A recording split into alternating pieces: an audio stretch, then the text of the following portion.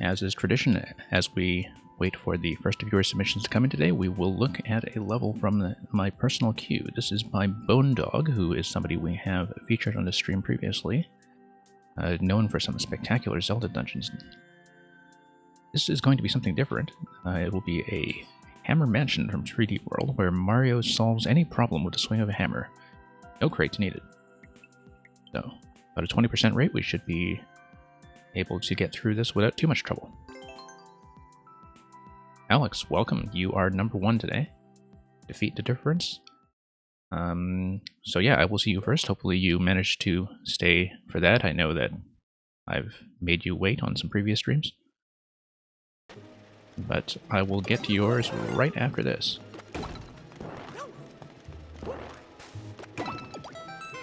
Okay. I don't think I actually knew about that interaction. Oh no, you hit the block, and the block is the thing that interacts with the blaster, I think. I could be mistaken.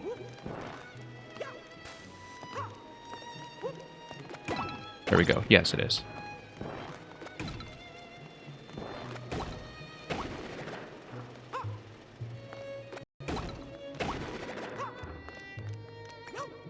Yeah, the block trick kind of taking out the bullet blasters is something that I think is new to me. So, always nice to learn unique tricks like that. The Green Mario, okay. We will get that going for the next attempt. I'll swap that now so I don't forget. And that will be active as soon as this attempt is over.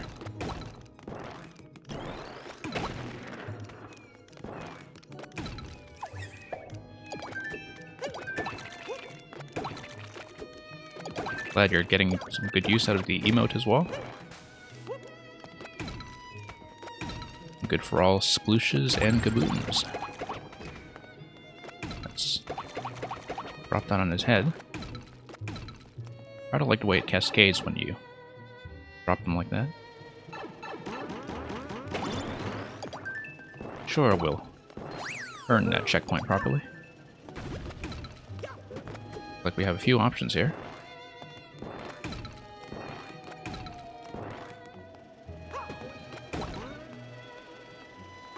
And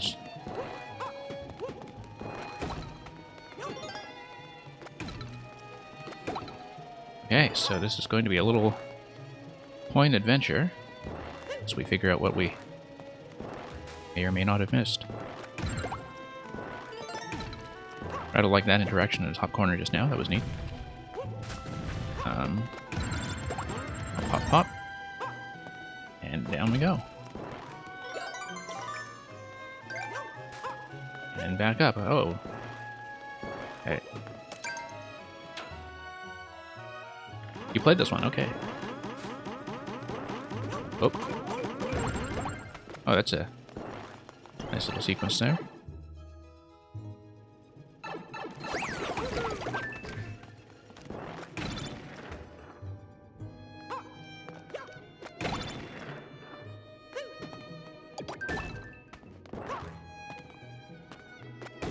And we'll just do that as instructed. Okay, I guess that must have been through a sequence of trampolines. And that... yeah, the camera control in this stage is very nice. Whoops. Okay, that works too. And dropping that would have indeed been a mistake. Oh, interesting, okay. You know what, I'm just gonna drop the box here.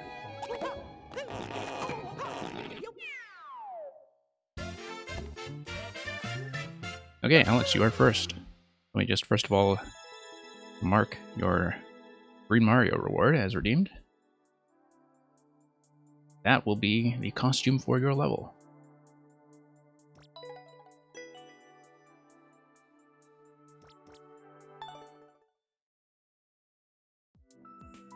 Yeah, it feels like I haven't seen one of yours in a while. I know that you had dropped by a couple of times.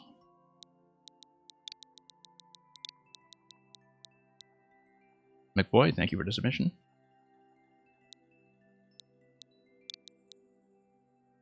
Okay, so that's going to be your creator code. I guess if you are leaving it up to me to choose something, or if you have something to recommend, we'll discuss that when you are called up. Hey, B-Boy, welcome back. Oh, B-Boy, I think that's probably just your creator code, and I may have marked it as finished by mistake. But yeah, just send me, B-Boy, some random level code, and if you want me to play something different, you can point that out to me when I get to you. Yeah, I'll see if I can add that manually, actually. Let me just try to change my settings for a minute to permit that. I don't know actually how to clear that from the list of things I had completed, so just give me a second here.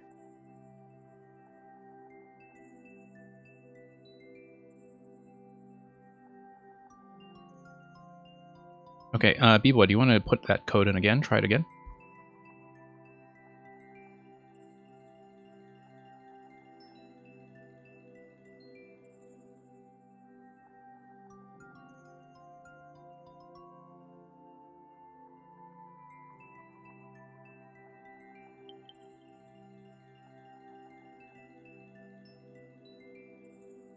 And we'll see if the bot takes it this time. Okay, good. Yeah, I just temporarily toggled the whether or not it permits re-entry of submissions that it had already logged. I'll see if I can find some way to clear you out of that so I can actually take your maker code in the future. In the meantime, let's get on with it. So, defeat the difference in the Old West. The enemies are hidden. You have to find them. Money, wanted money. Okay. Fairly popular, and also fairly new from a few days ago.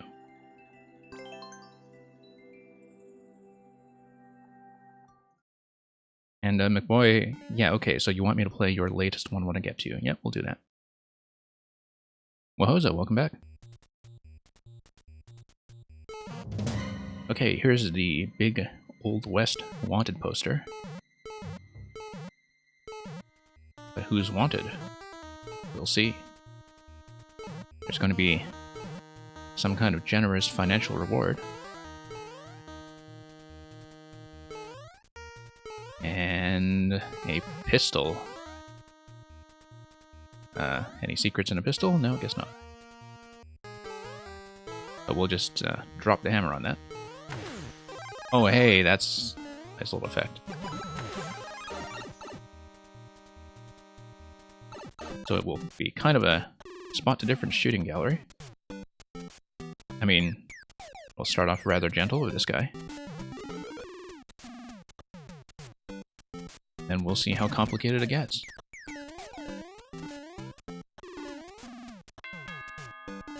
Okay, so you get crushed on the other side, and it gives you a little hint telling you of the solution. Oh, thank you for the cheers. And I guess we need to actually take something out here for the key. Probably the Goomba itself. Yeah. Slightly more interactive than the typical spot-to-difference solution, ensuring that you actually do see the answer card. Okay. Once again, let's spot the difference. Going to look at the vines. Look at the wigglers. Look at the artwork. And yeah, the thing about these moving parts, they can really throw off your vision. Length is 223, 22232, 2232. It's not going to be divines, I don't think.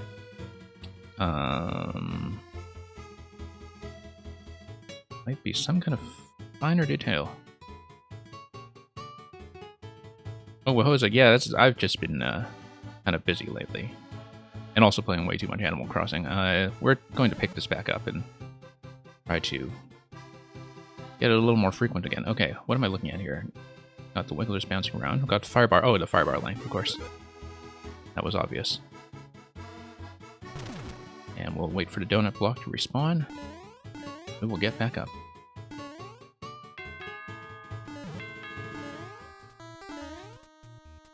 Okay, so we should maybe... Oh, I see. Toggle switch in such a way that you kill this guy. Probably. There we go.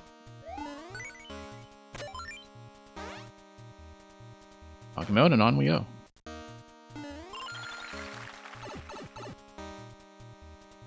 So we have captured 2 of them so far. Rounded up the gang. And we will hit that checkpoint.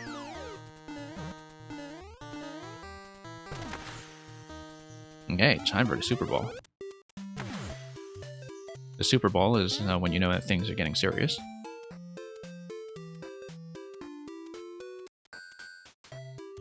Alright, so you have jump blocks, you have the vines, you have the wiggler, not the pokies rather. Cow blocks. I'll look at the decorations. Seesaws.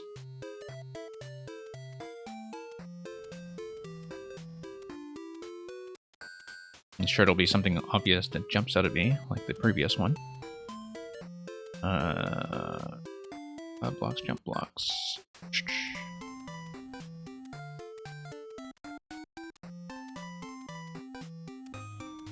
I think it's actually the pokey pattern. It's, I don't doubt it, though.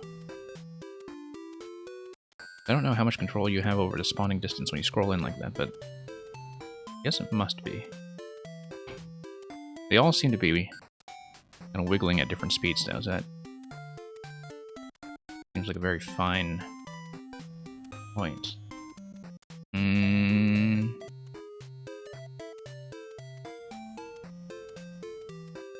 And... Oh, yeah, I see it. Yeah. Thank you.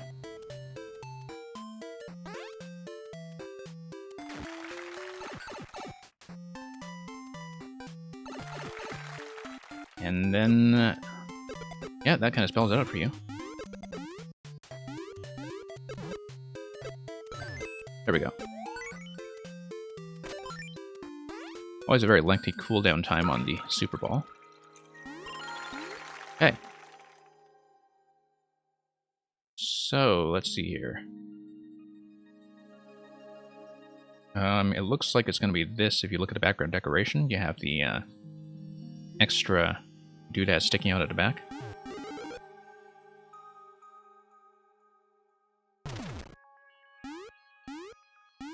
Yeah. Yeah, a couple weeks ago somebody sent me an exceptionally hard spot the difference that came down to these, like, very minute 1 pixel changes and a lot of optical illusions. And ever since then, I have, first of all, developed a new respect for this particular kind of level, and also just seen how hard they could be, and so everything since then has actually felt pretty gentle. Okay, we want to unblock this. What was I even doing? I launched a shell. Oh yeah, snake block, okay.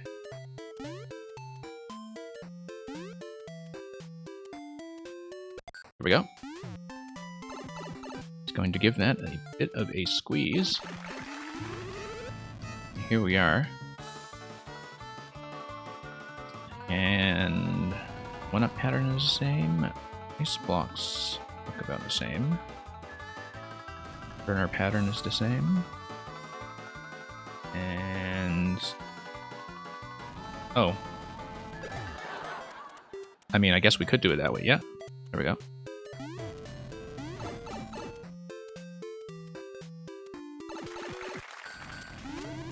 That's the POW Blocks way of saying, oh, just get on with it. Now, what's going on here? Oh, I suppose that you need to launch that guy over, not hit him with a Super Ball.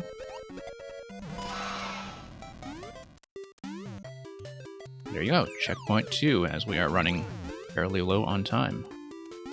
So we have a couple of captives in our holding cell over here, and we will make our way up to the Master Sword. Now, what does it say? Final, probably. I think it says final. And we'll drop in.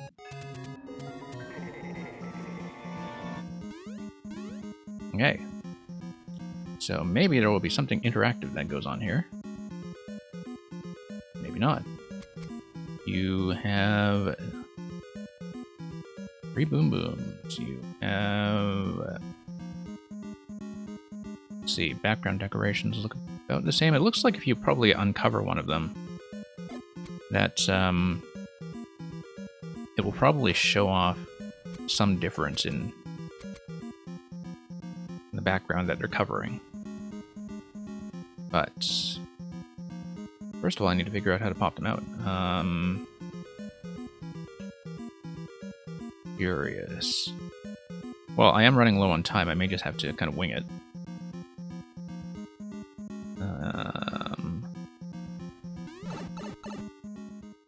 I didn't actually figure that one out. So. Yeah, I don't actually know what I did there. And I think I will run out of time regardless, so let's have a slightly more careful look at that.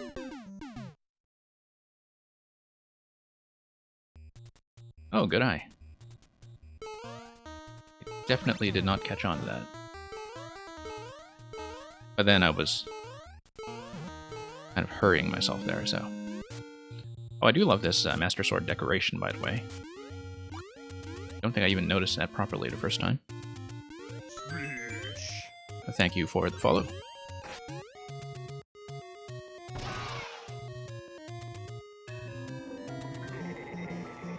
Okay, let's see this again.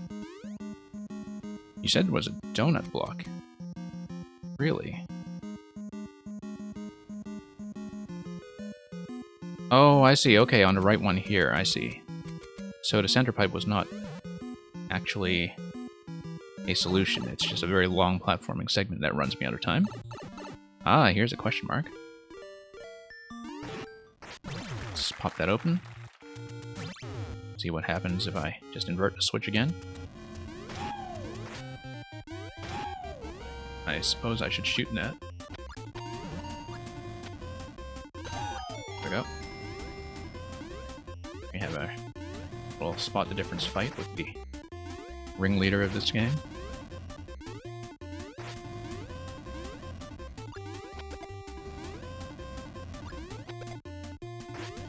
Okay.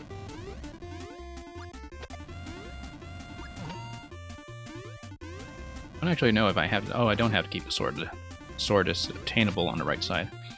I like that you actually have to work to get it back, though. Instead of just being given 3 swords over and over.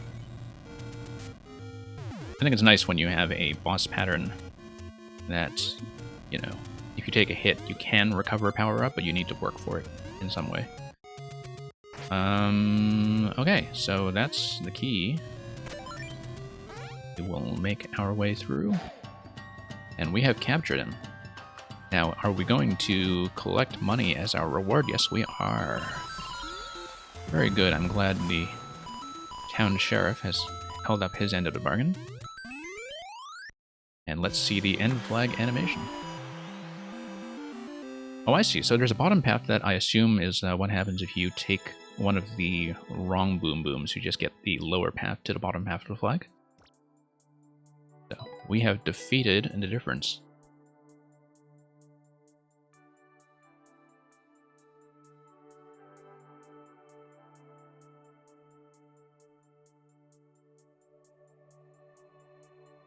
So yeah, Alex, thank you for that. If you are able to stay, of course, as always, you are welcome to submit more.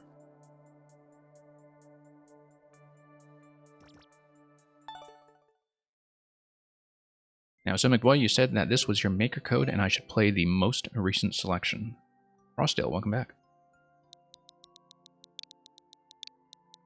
Nope, wrong code. Right? Oh yeah, JCF, that's right.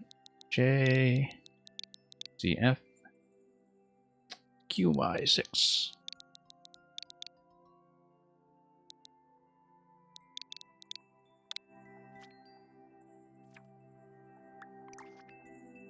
And thank you for the thumbs up. Okay, doll sack. So yeah, Now, the funny thing is that Dalsack over here definitely didn't think the decoration in the previous level was a ball sack. Very poetic. So let's take a look at Underground Sprint. Very new and re-uploaded due to complaints about a single jump. And it has had 509 attempts since. So let's see how far we are from the first clear.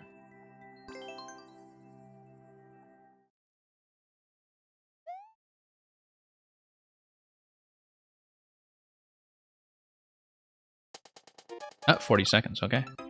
So we just have to go.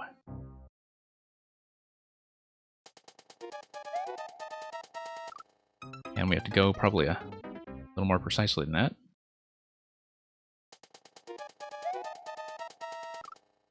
Really much more precisely than that, in fact.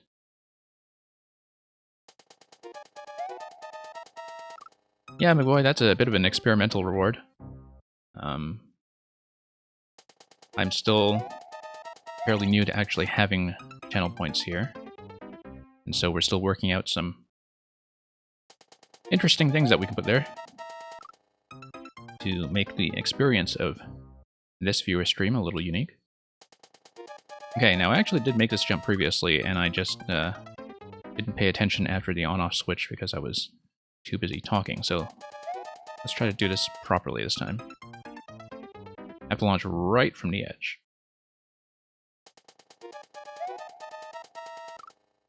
Like right from the edge.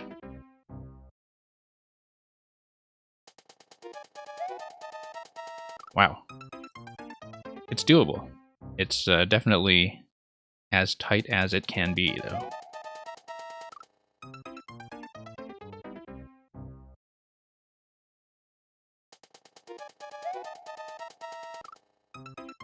Which means I get to embarrass myself with the very first jump for a little while.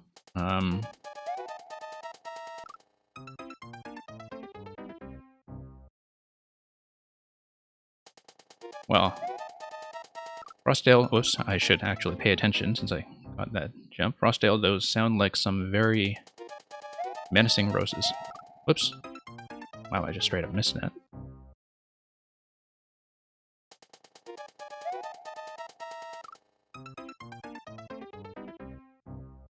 Well, we've still got quite a bit of this level to go. Yeah, looking at these saw blade patterns up ahead, you do have to be very precise to every jump. I'm guessing that should be... Maybe? I don't think I can cover that with a spin jump. It's a regular jump, and then it's going to be a short... sort of regular bounce off the jump block. But we will cross that bridge when we get to it. Full regular jumps is going to be too high. I think maybe I'll try that with a spin.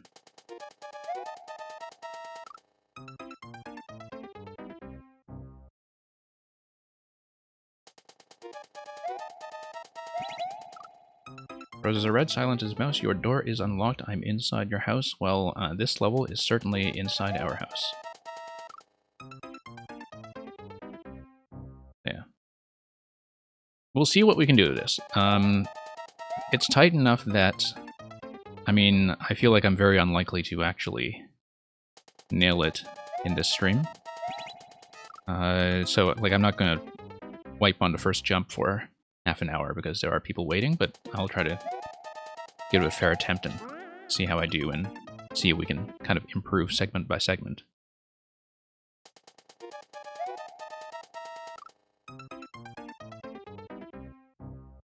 Yeah, social distancing, that's true. If you have to make sure that if this level is inside the house that it has been properly soaped and washed and disinfected.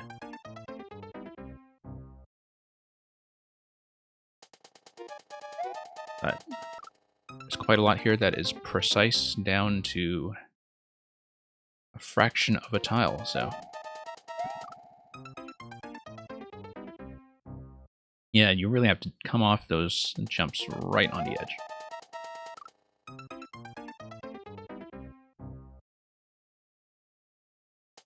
Well, you see, Wahosa, that's what Santa Claus does on the off-season.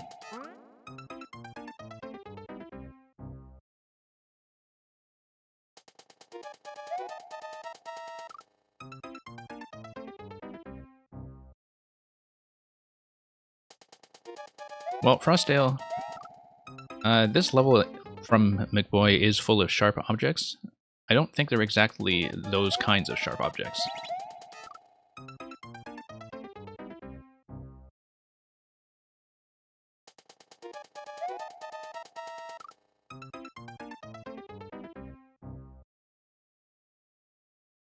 But anyway, yeah, let's try to keep it somewhat civil, shall we? I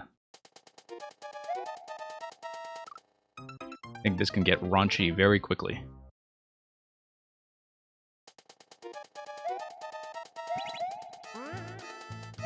Whoop.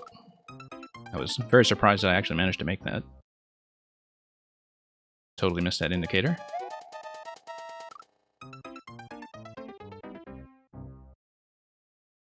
Well, you see, Frostdale, that's what happens when you give him the Master Sword and he starts lobbing bombs everywhere, right?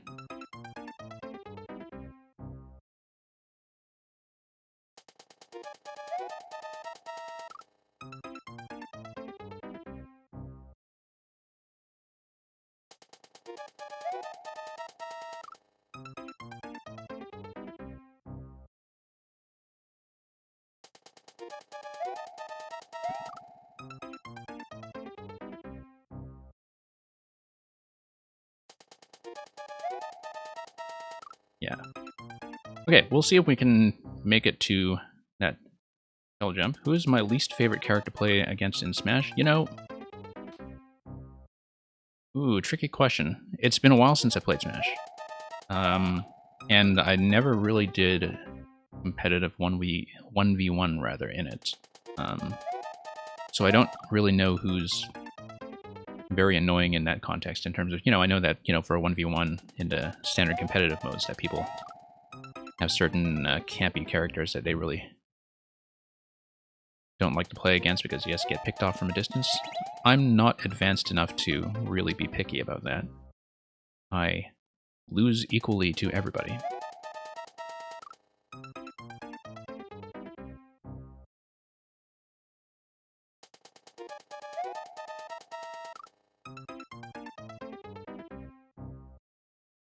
Okay, we'll see if we can at least get past that shell deflection that we see up ahead. But yeah, McBoy, as you can see, this is probably... Oops. Okay, that release is... Okay, no, you have to kind of release and then have a higher jump and then land on it a little more accurately. I released a jump too early.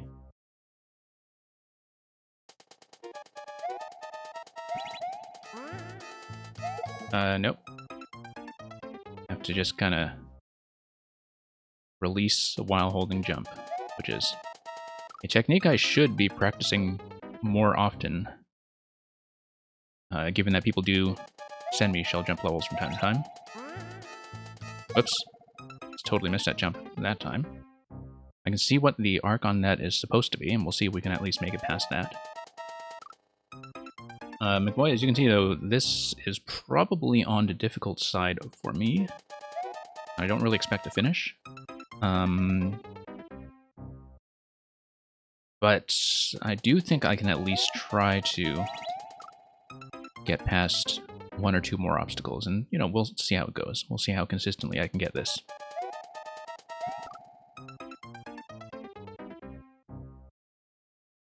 Don't know how welcome. I don't know which command you are trying to input with AA.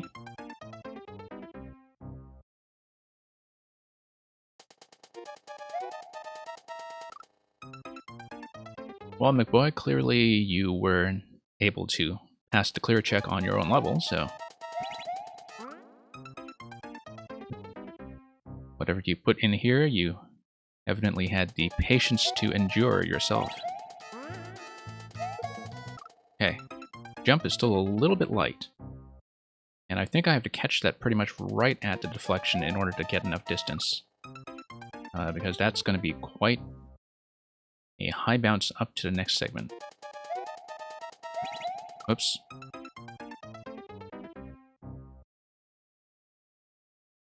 Yeah, it is a mini almost automatic shell jump. Or at least, I don't know if you're talking about this. There we go. Okay, we made it that time, but didn't react quickly enough to what was coming next. Whoops. Got a little bit impulsive with the button there. Don't know how. Thank you for that submission of yours. As you can see, having submitted me something called Icebird 3 Platforming Kaizo, I don't know if that will be within my ability, but I will certainly give that a try.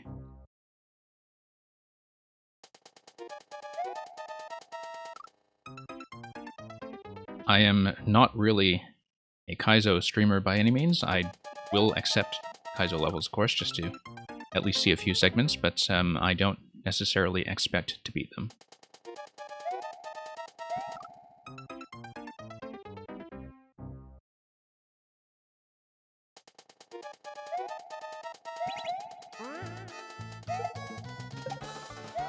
Okay, that's a miss. We are getting a little better at this, though, just a little better. And I can see that the switch is supposed to drop the mole and then you bounce off the mole. And in fact, now that I have the timing for the shell bounce there, down a little more cleanly, it is actually feeling surprisingly consistent. Whoops. But pretty much every jump in this level does require you to launch right from the edge of the platform. And of course, you know, you're pretty fair, I think, about telling me that right from the start. That it's going to be that kind of precision. Whoops.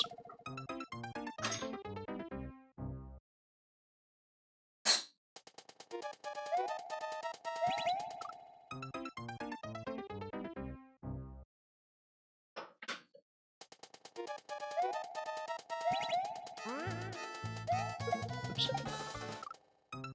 Oh, that was a bit of a poor release. I actually probably could have made that jump regardless, so looks like there's actually a bit more flexibility there than I expected.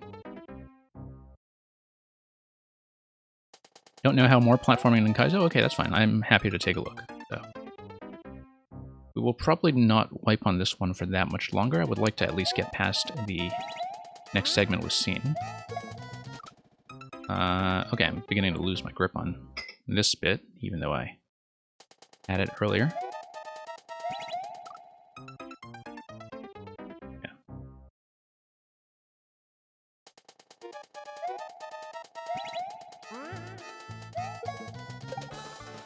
Oddly enough, the more I play this, the more I do feel like each individual segment is within my ability. It's just that they are precise enough that doing them consistently over a long stretch is a bit more challenging. Very easy to die just to a poor gauge of jump distance, as you can see right there.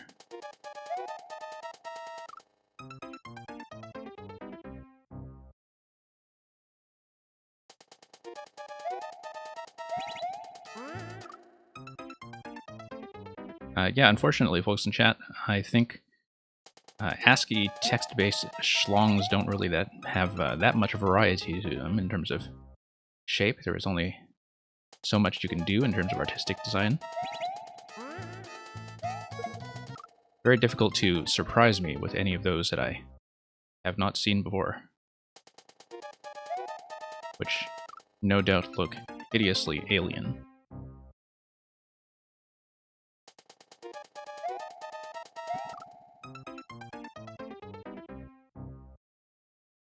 And by the way, you know, I have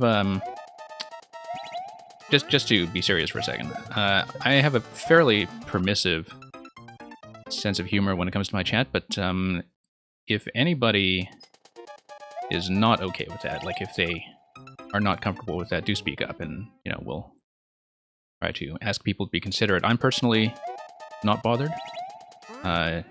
Just want to make sure that nobody else is.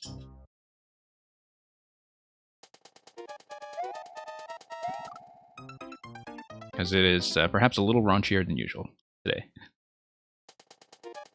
That's alright. That's what happens when I wipe on these levels for a while and the local population gets a little bit restless. So, whoops. A very poor release there.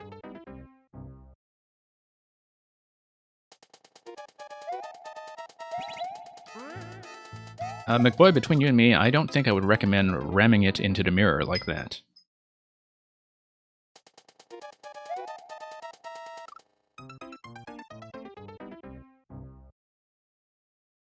Hey, Schlago, how are you doing?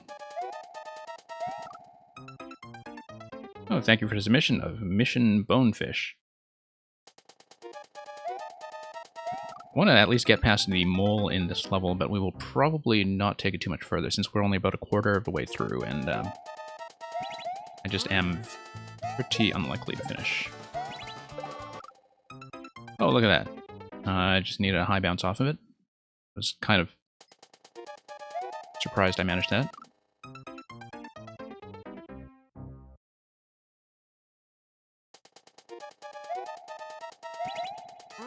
Whoops. Terrible mistake there. Whoops. Kind of beginning to sweat on the controller a little bit too much.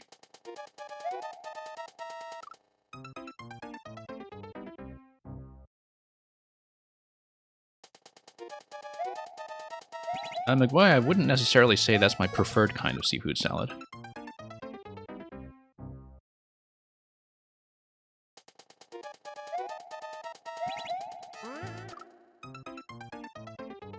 But then I tend to be fairly picky about the seafood.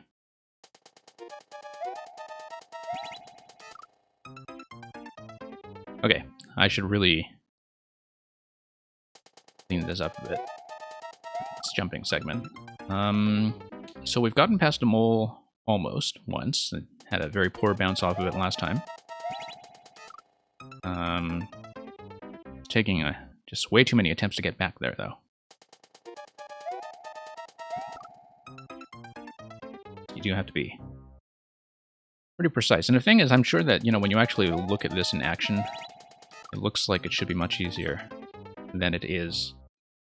Because in many cases, it is just kind of a pixel difference between a jump that will or won't work.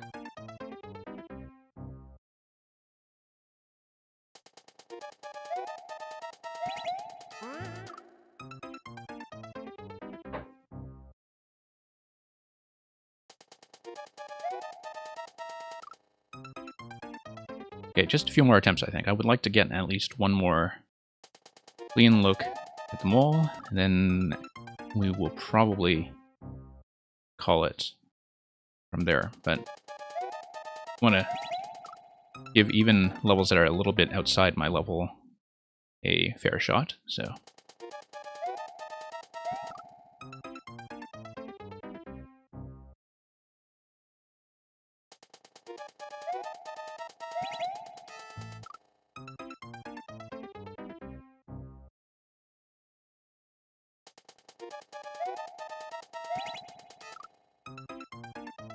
Yeah, I'm just releasing a little bit late on that block now, because you really do have to take every jump right on the edge. And so, probably looks like I'm slipping unnecessarily quite a bit. 1 second, please. Sorry, we just have an audio issue on my side. I'll just be a moment. Okay, sorry. Thank you for bearing with the slight interruption there.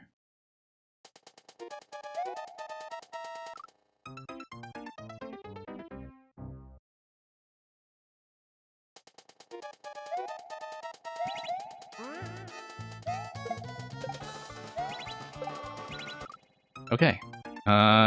Reacted a little poorly, that on-off switch.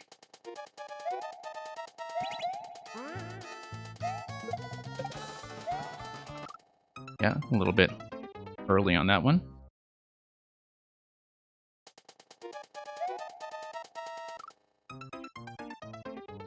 Yeah, always feels a little bad, I think, too, you know, kind of when I have a limited amount of time to look at a level, spend too many attempts on the silly early stuff and not really get a chance to appreciate some of the more interesting setups that come later, but whoops.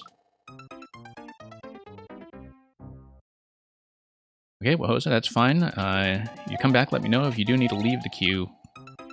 Exclamation mark leave is what you should use if you know you're not coming back, but you can also remain in the queue if you know that you'll be back in time for yours. So thank you for dropping by regardless. Okay, I think I do have to call in on this one at this point. And I know you sent me the maker code, so I'm not going to mark it as win or loss. I'll just mark it as remove.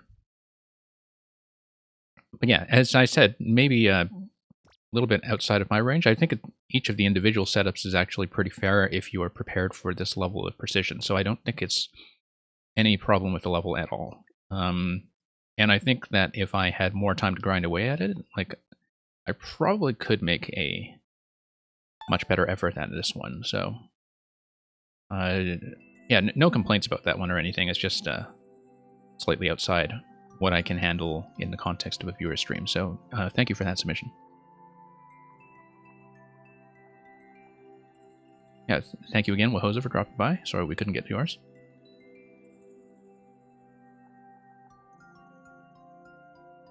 B-Boy, if you are still here, we will look at your maker code.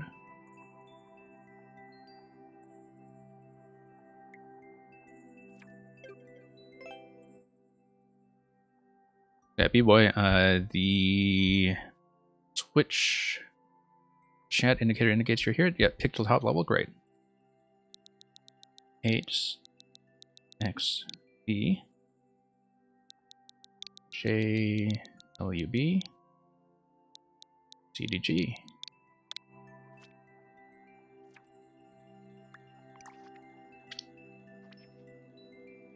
Okay, Stupid the sequel. That's very new from today. The cover image makes the whole thing look like a mystery. 100% clears.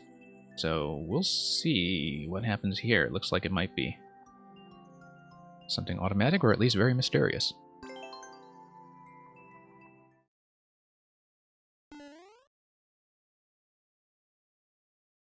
Wonder if it's actually possible for me to die on this 100% level somehow. By timing out, I guess, but I'm not going to do it that way. We'll just watch this little animation. That's kind of cool, actually, the block stacking that you have here. I suppose that when you hit it, we'll do that. Yeah. And we'll just bounce our way up. I'm not going to get the 20-second record, unfortunately. We'll just try to make our way through. And, oh, almost there, almost there. Okay. Gotta control this jump.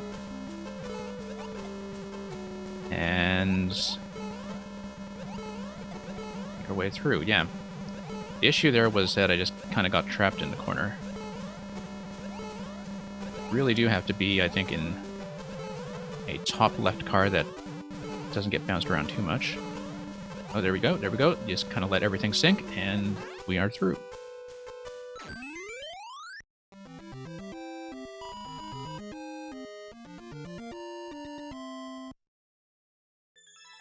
Oh, you know what? I did it again.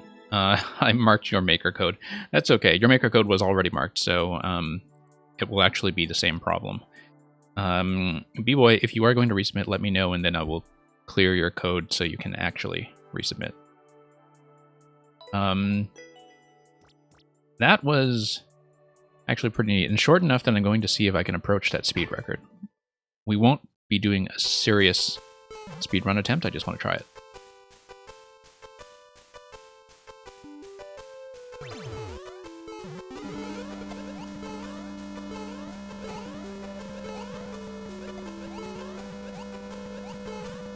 Seriously though, actually not a bad piece of tech. We might actually get close to the record.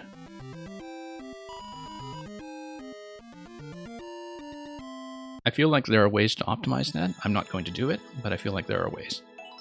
There you go, world record.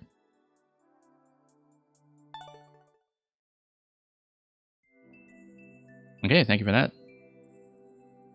Aha, clown car go boing boing. That's a very accurate description.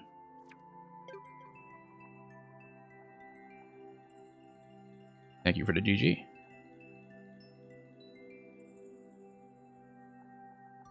Okay, Frosttail, thank you for sticking around.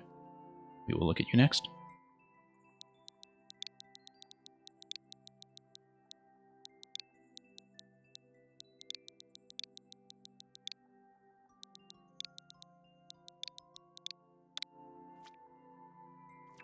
Yeah, that was a pretty neat piece of tech just now in terms of the block stacking.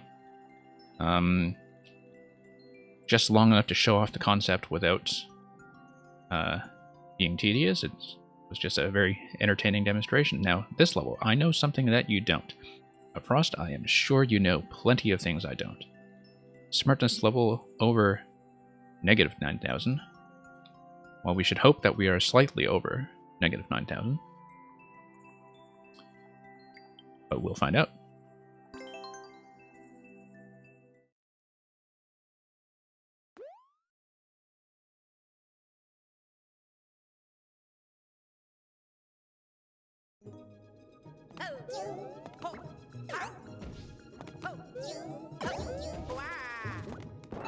Okay, going to skip some squeaks.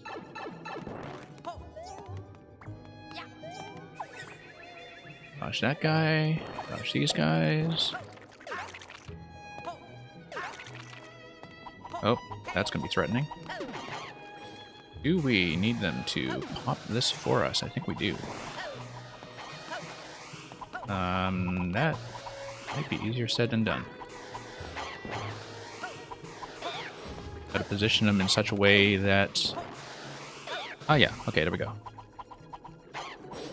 Here we are. Oh, very convenient. Very convenient. Okay, so that is not over negative 9,000.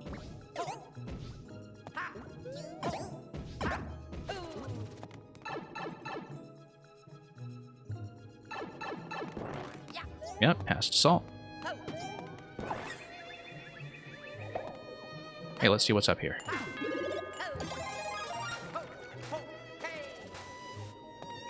Whoops, that was not what I intended to do. But now we know about the way to get the mushroom.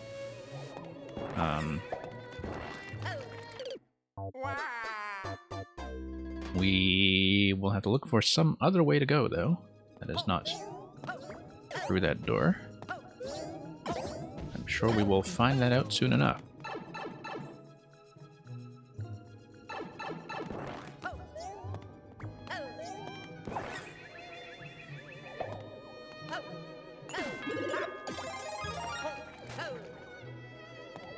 Whoops. Let's let them pass gently. And that was very poorly calculated. Oh, look at him ride the creeper, though. Look at that Magic Koopa on the left there. Kind of having the time of his life.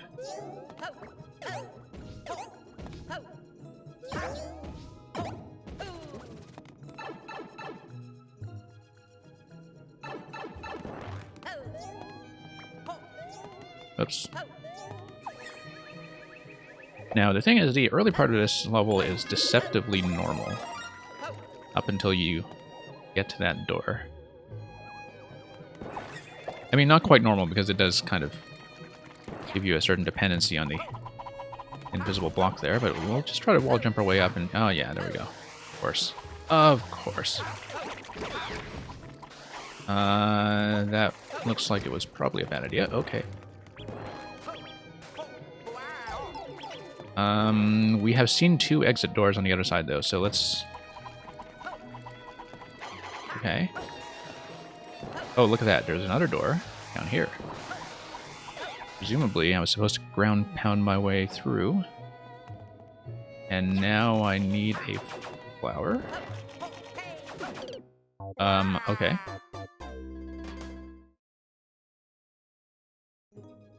Yeah, the creeper hitboxes can be a little troublesome.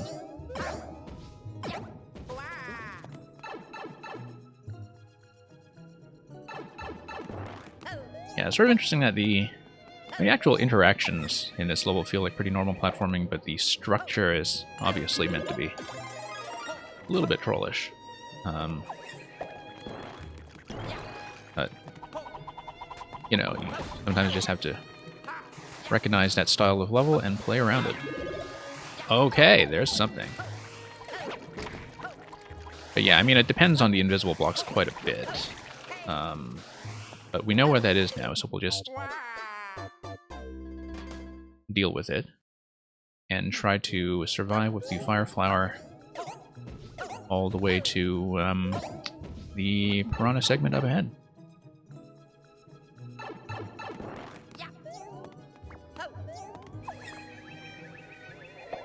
Okay, let's shroom this.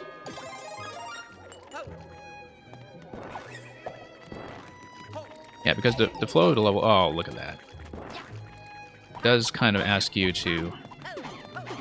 Well, let's see if we can get these guys to punch a hole through the ceiling again. Probably not.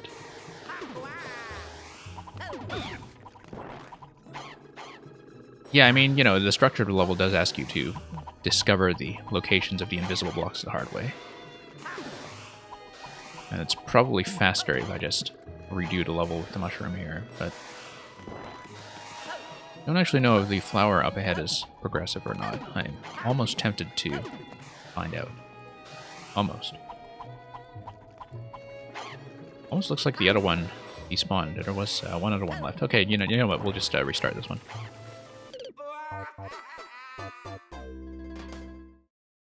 Dirtbot, thank you for the submission.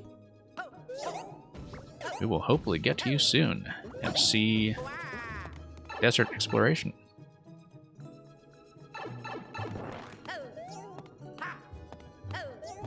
Hey, under that guy?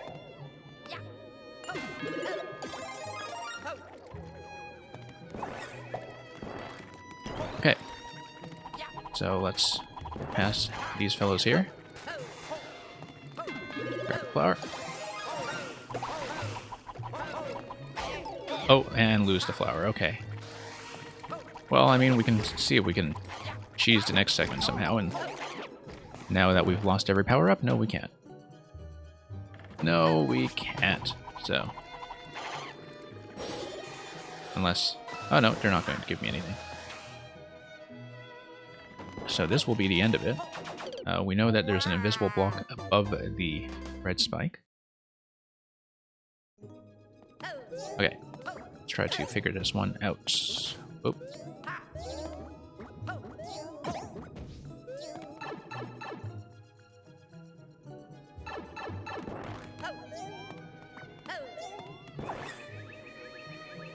Okay, so you just need to grab some power-ups from invisible blocks and then not take hits, so...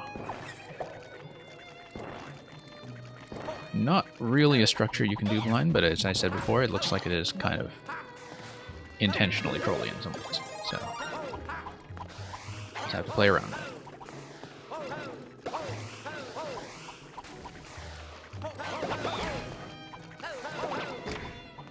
Nuke all of these guys. Okay, now we have a way through.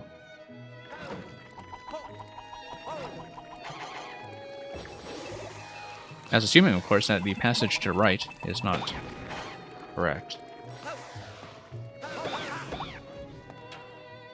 We have, in fact, not even seen that passage to right just yet. Oh, can I not do that? Huh, interesting. Didn't know that. Almost looks like it's something that you would want with the cat suit. But... Well, we can try to... There we go.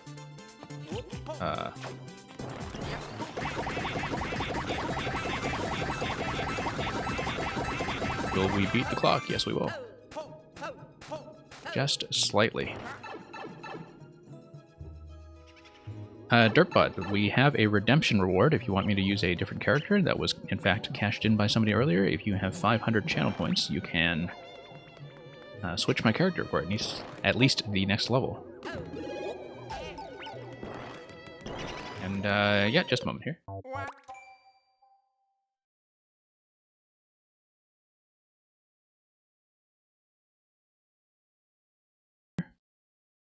Sorry, I just need to make a slight adjustment in my setup here. Oh, thank you, don't know how. Glad that was a highlight for you. So we know not to hit the block on the left side. That's a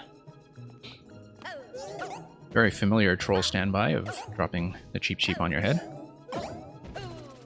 Just to show off how cheap the creator can be.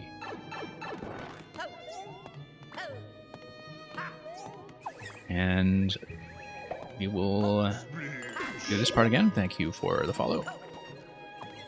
And oh, that was a surprisingly safe interaction. I don't know how I got away with that, but I did. And therefore, I will not complain.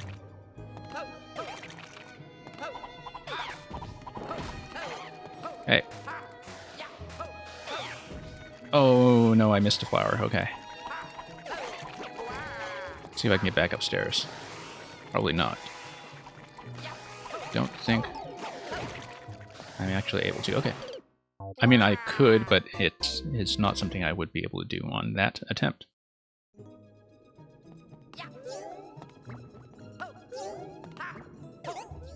So, Frostdale, as far as how I like this level, I think sometimes, I mean, this is clearly meant to be a bit of a troll structure, and, you know, that's fine. There's a whole genre like that. But I don't know.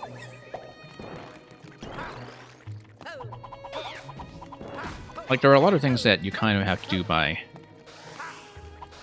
trial and error, where, you know, like, I know that troll levels kind of have an inherent maze-like structure to them, but often a lot of the really successful ones will, you know, they'll trick you, they'll laugh at you for a bit, and they'll do something funny to kill you. But they'll also be pretty instructive about letting you progress and feel closer to the solution as you go. Now, we've kind of been doing that. We've actually been able to puzzle out a few things at a time. It does depend on, you know, kind of being in the right places and hitting the right invisible blocks, and so there is a bit of an inherent trial and error there, but we try to deal with it. Okay, let's grab the start. Bumble our way through. Dirtbot, I actually don't know if that's true anymore. I know that was true at launch. The difference in Fireflower interactions. I thought they had patched that, but I may be wrong. It's been a while since I've really looked into that stuff, like the finer points of the character tech.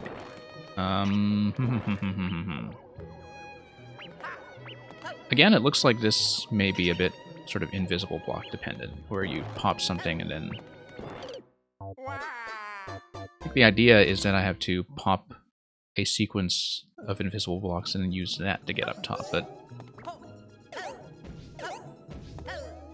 I mean, the issue with that simply is that you just have to redo a lot of stuff, and... At least you can kind of get it consistently, or once you see the solution, you can do it every time.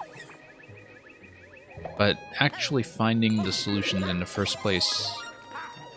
You know, I guess what I'm saying is that there doesn't seem to be much of a puzzle-solving element to that, when it's mostly about kind of hitting invisible blocks in the right places, right? Like, it tends to feel more engaging, I think, you know, when you play a troll structure, where you do feel like you're smart or clever when you figure something out and see what the designer is doing. I don't know if I'm being clear on that point. Like, it's... I think a little more interesting when it feels like I'm actually solving something rather than guessing. But, oh, losing the flower, that's not going to do well, but we know how to get the star, so... Not too big a deal. And indeed, the way this is set up almost makes me think that you were sort of meant to go through small to begin with. And indeed, if you go through small, you can, whoops, run out of the star and lose all progress there. But looks like that might actually be part of the solution there, is just to, yeah, go through small, knock out as much stuff as you can, create some space. So I'm going to try it that way again. In fact, I will try to grab the star as Small Mario. That was a repeat. And we will see if that gives us a little bit more progress.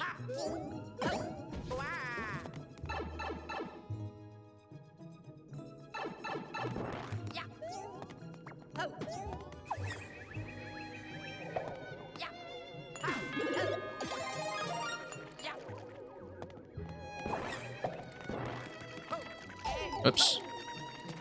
Nah, let's just restart this. Not going to try it the fussy way.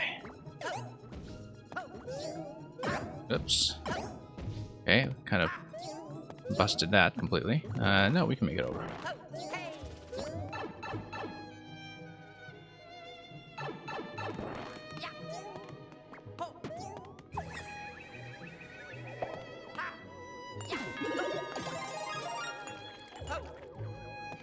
Now that's assuming that the path we are taking is even the right way at all and not just a dead end. Okay, let's do it again.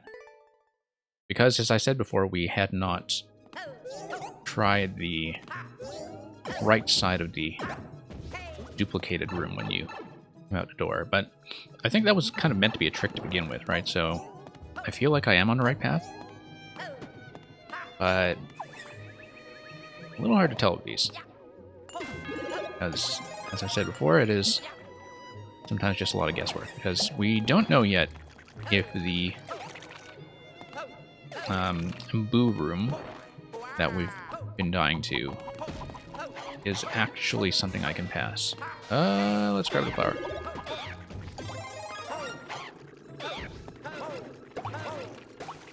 But we'll figure it out. We'll solve it.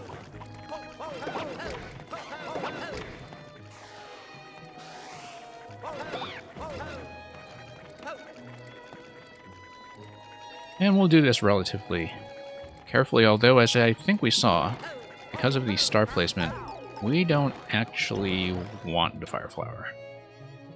Hijacker, it's going to be !add. Oh, no, we're gonna die now, because we can no longer take the hit for the star. So yeah, !add followed by your level code.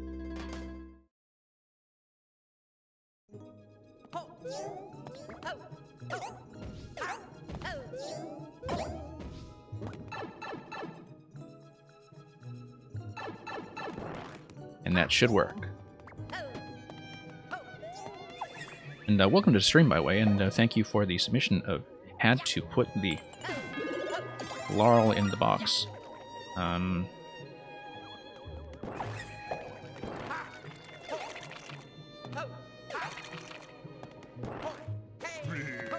Thank you for the follow. I hope I can get to yours before too long. Usually I'm able to get to everybody who queues and stays to see themselves played. Like, I usually don't have too much of a problem with that. But sometimes some levels can take unexpectedly long, and I do understand if people have to go and come back another day. That is very understandable.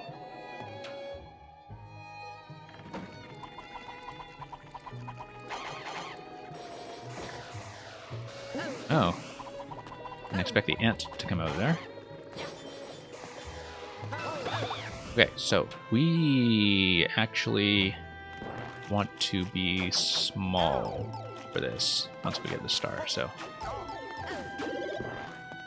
Because we want to pick up enough speed to have some invincibility going into the next room. That's the idea we're going with. That will allow us to clear a bit of space. Shoot, too late. Too slow. And that's not... Oh, no, you can actually wall jump off that block. Up that block, wall jump, and that should be enough to get us up to the cloud, so... I feel like that is one possible method. You don't actually need to take the hit. I think if I get in there as Big Mario, that's still fine. Yeah. So I'm just going to get back there as Super Mario if I can, the standard way. Just to have that extra one-hit buffer, since the star is expiring anyway.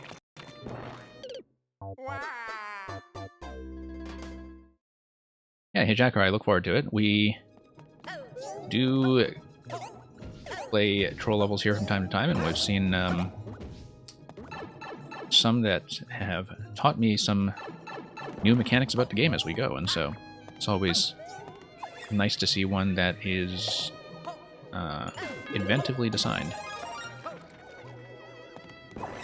I know that if you're submitting to the big troll streamers like Carl, you know, by that point they've seen pretty much every imaginable trick, and so there is quite a lot of value in still being able to surprise experienced players. I'm not really that experienced when it comes to troll levels. I've only been playing them since I started streaming this game in January. I had a lot of Mario Maker experience before that. That was very non-troll. But we have been shown some very good ones here, so from time to time.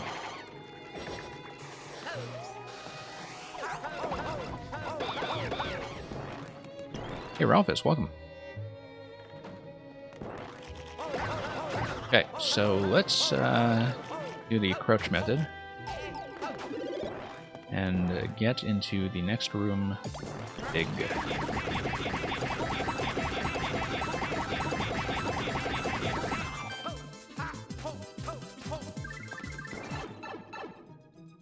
Means that we won't really be able to clear out much space on the left side here, but... Oh. Okay, that corner is safe once you dispense with the blooper. Up we go. Oh, no, not enough height. Okay, we're probably gonna die here. Maybe the twirl jump followed by a wall jump will actually get us there. Although I don't know if you can wall jump out of a twirl jump. I haven't actually tested that. We can test that here. Yeah, we can. So, we'll do it that way. Ralphus, thank you for Mario Goes to the Cinema 7. Which, I presume, is a part of a series of Mario's trips to his local movie house, while it is not yet under quarantine.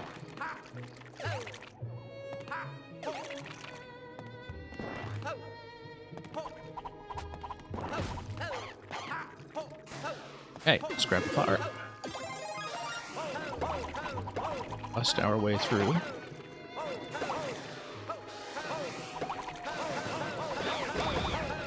And,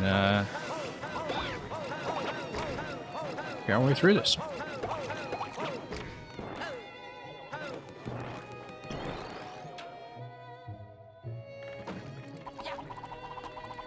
Let's let him fire off a round first. Though I think maybe that very nearly caused some complications.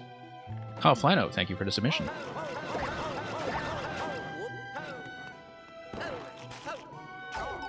Okay.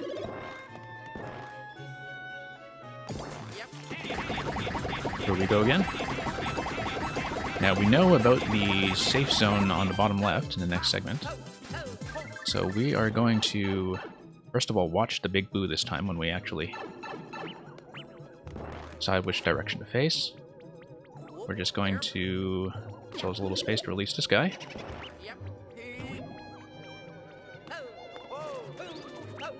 And, oh, no, we have to get a key somewhere. I assume it's from the Boo, so maybe we need to hit the invisible block to kill the Boo. Or, actually, no, we just need to come in here with a star, probably. With the star, much more doable. There's no block over here, as far as I can see. Okay, so we will need to get through there with a star, I think, and take out the Boo. Gradually puzzling this out.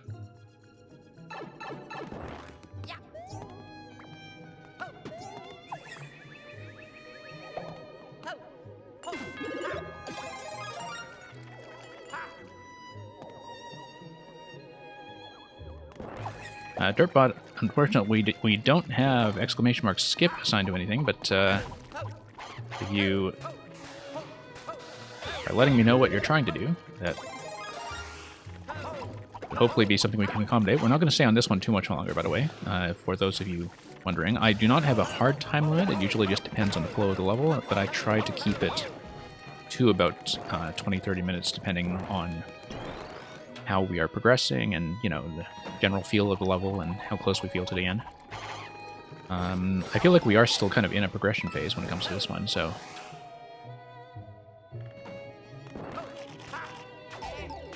We'll dash through this time, we'll try to kill that Boo.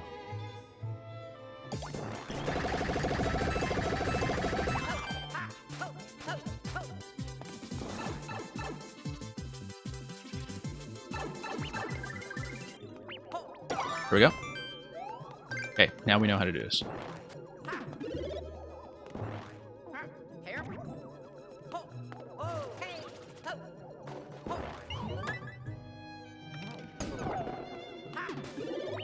Yeah, I don't know if I'm going to deal with that necessarily.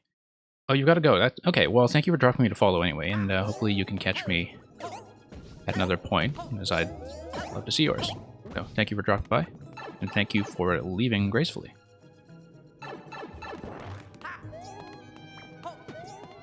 Yeah, I don't know about that surprise invisible segment there.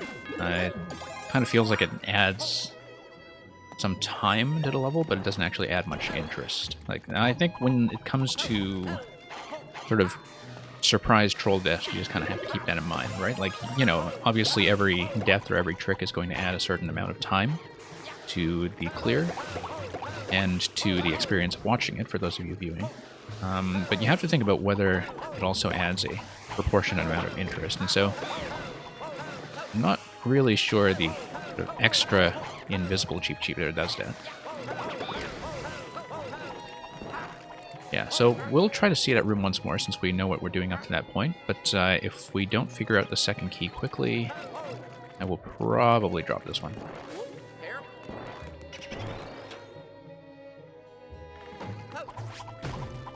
Yeah, we know we need to be small, so... Yeah, don't know how. That is pretty much the mood in this level right now. Whoops. One big sploosh. Oh. Whoops.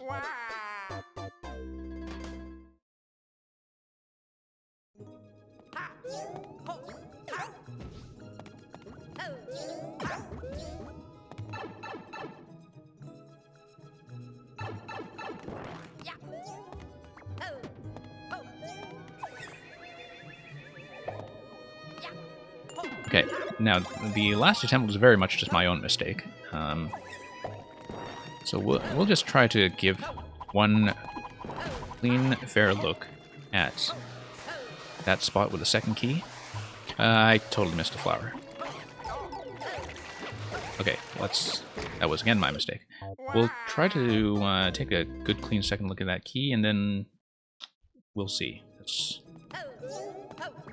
We'll see how we do.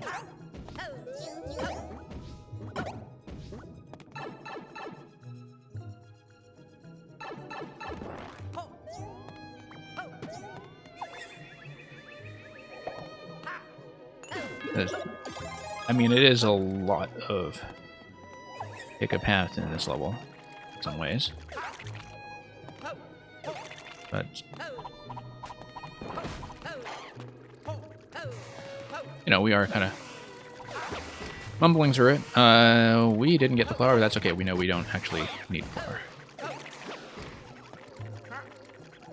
As long as we get through this safely, and I think this was out of sync just because of the way we scrolled into it. That causes a number of problems. Yeah, actually, that's just going to blow this attempt.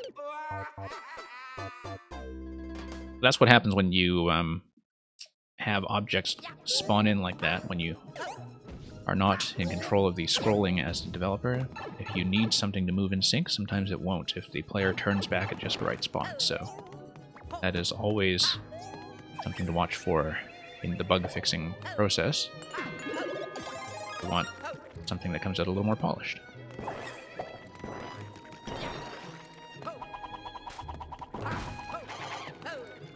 Okay, let's actually remember to grab the flower this time. So you have that extra hit buffer.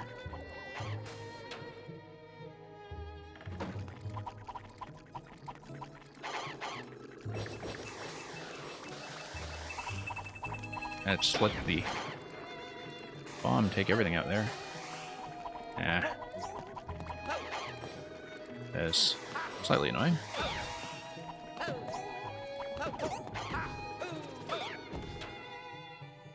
And okay. Grab the star. We'll do this the same way we did before.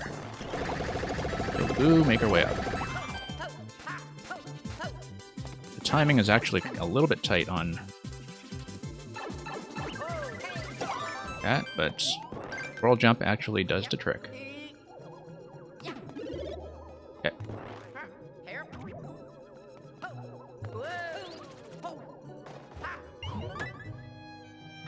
Okay, we know that we don't want to jump on the right side here because that's a fish.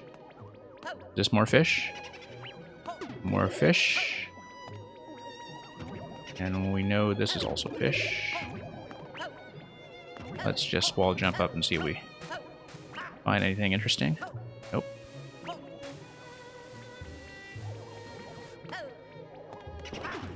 Nope.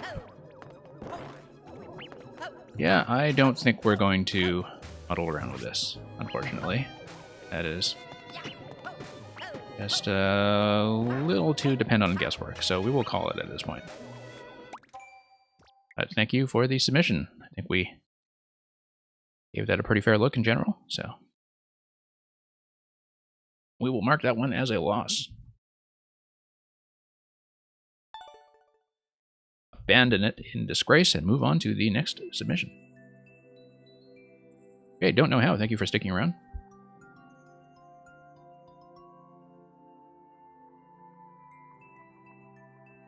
And thank you for verifying that you are here. I do appreciate that, given that it said you were online, but sometimes there's a little bit of lag time in terms of the Twitch and Warp World indicator that checks who is in chat. This is a very nice randomly generated code, by the way. 11D foo NDF. Not a lot of distinct characters. Makes it very easy to punch in. Okay, Ice Burr, platforming Kaizo, which you previously said was kind of more platforming than Kaizo. 0.5%. I don't know if I will clear it on the stream, but we will see how well we do. And again, thank you for your patience in waiting.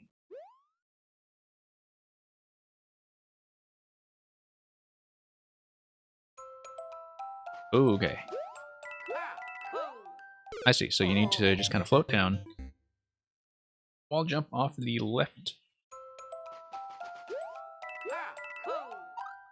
And yeah, just need to fall precisely and wall jump back, and then do the kind of double hop to grab the shell.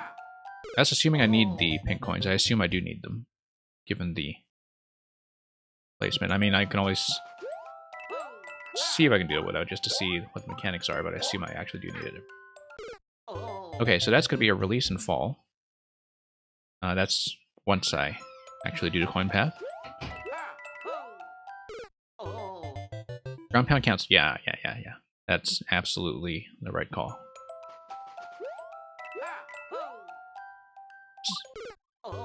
I just missed the down input there. Okay, let's try to do this a little more accurately. Yeah, I didn't realize that the arrow indicators for a ground pound cancel, but that's what happens when you don't see a lot of NSMB Kaizo. Oh, whoops. Totally missed it. Yeah, thank you for the tip anyway. Even if I don't do well on these levels, it is a bit of a learning experience. Yeah, I can see, of course, how the next setup after that is supposed to work. It is a pretty standard bounce to grab the shell off that Buzzy.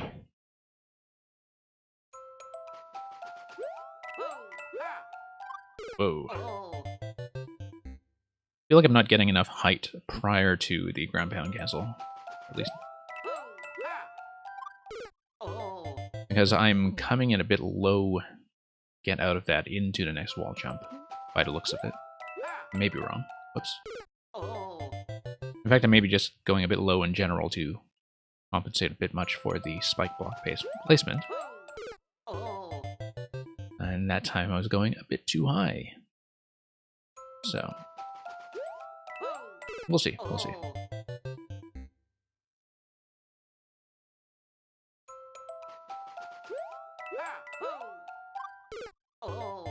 Yeah.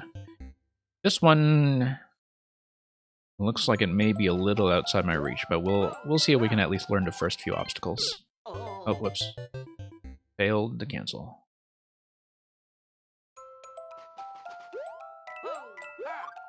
Whoops. Let's try to practice the cancel input a bit. Yeah.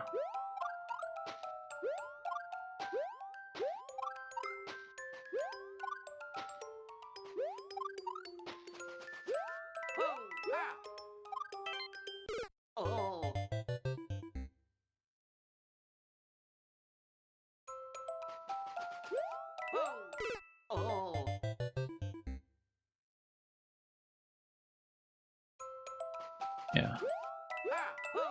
I mean, this does look like it's a pretty interesting setup if I manage to pull it off. The reaction window is very small, though, by how it feels so far. And again, it may just be because I'm coming in a bit low on that arc. Coming in a bit low on all those jumps, in fact.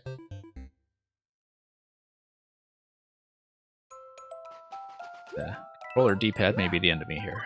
Whoops. As with those spike block hitboxes.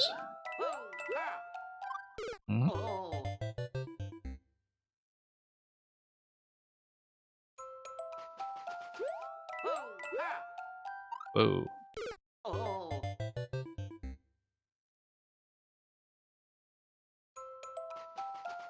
On the other hand, we have already seen the location of 2 coins out of 5, and actually with a 0.5 clear rate, that kind of tells me this may actually be relatively short, given how, unless you've just only sent it to really good players so far. And on a very generous estimate.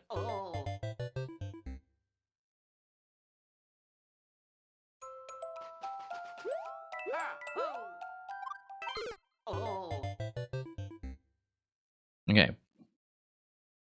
We have the location.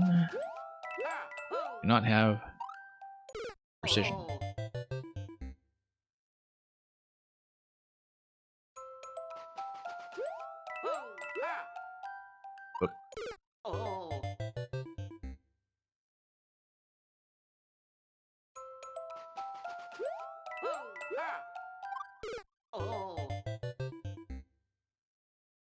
Whirl after second wall jump? Yeah. That's what I am trying to do. Oh, it's whirl directly after that jump. Yeah. I see what you mean. Yeah.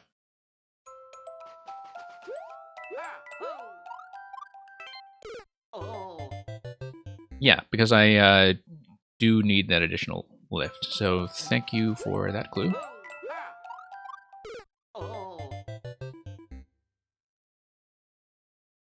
Yeah, that's something I probably should have thought of. Okay. Oh, kind of a bad release there. Now, from the indicator, it looks like I should be releasing right. It's just that my falling arc was kind of poor. we can get this first part down consistently, though. Whoops.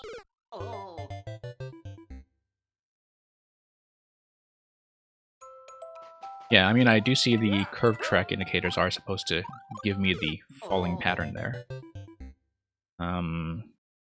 Just kind of poor reaction time on my part there. Whoops. Oh, double twirl. Yeah, okay.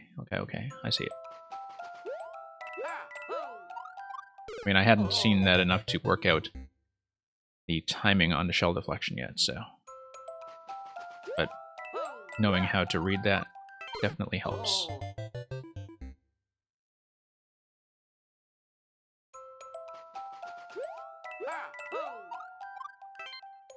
Yeah, the nice thing about these is that at least when you do get segments down consistently, which I have not done yet, it does tend to feel rather nice.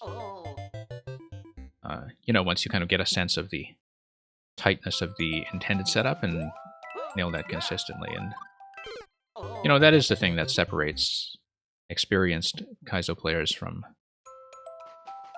people like myself who kind of blundered through these, is just how quickly they managed to get a consistency down. Now, of course, I did not want to spin jump on that because I wanted to actually preserve that shell. That was just a bit of a missed input there. Oops.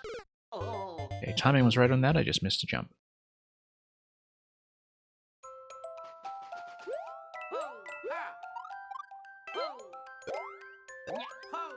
Oh, okay. I pulled back a little too aggressively there.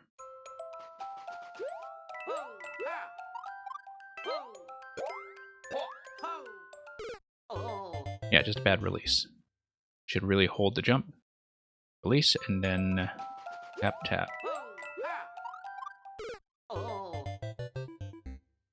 Indeed, now that I'm getting the extra height from the twirl, I don't know that I need the ground pound cancel.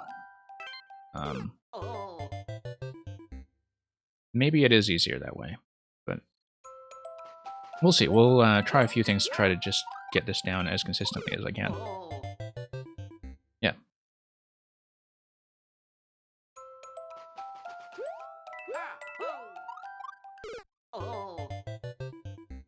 Twirl a lot? Yeah.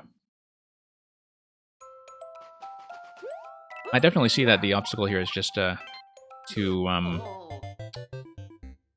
try to hit the timings correctly, where you, in some cases, twirl as fast as the game will let you, which, you know, there's a little bit of lag time between twirls, as you know, and you just kind of have to plan around that. Oops. Yeah, I see, because in the ground pound cancel, if you do it nice and early, you can get a bit of a positional correction and fall gracefully towards that third wall jump. Oops, which is not what I'm doing here.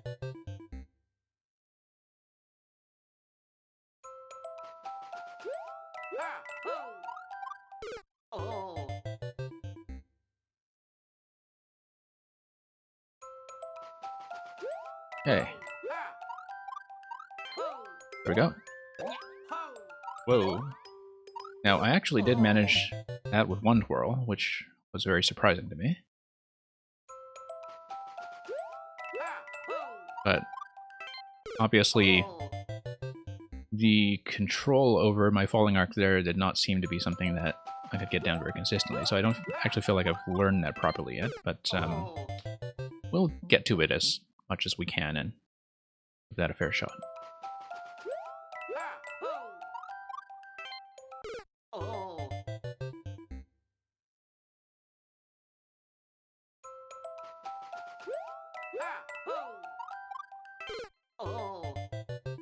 Dirtbot, it's given that it is on the harder side for me, and I don't want to bore people too much by wiping on the early stuff for too long. Let me see how long I've been on it. I've been on it for about 12 minutes now. I will almost certainly stop by 20 minutes, depending on whether we are progressing. I'm I'm not going to stay on it too long simply because I know this is likely to be out of my reach, but it would be nice to kind of at least learn the first segment properly. I know that as a viewer, like particularly if you have a level in queue, it can be very frustrating to just watch me wipe over and over again on the first screen, and I do know that like it can look like it's just taking way too long, so I do understand. So, you know, that's kind of why, like, rather than having a very hard, consistent time limit for every level, I just kind of have to make that decision based on how things are feeling.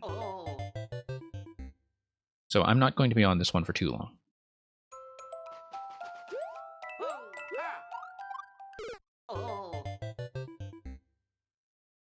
Which also means that, you know, I don't want to spend too much time on silly stuff that I should have learned already. And I would like to consistently get to the next segment as best I can.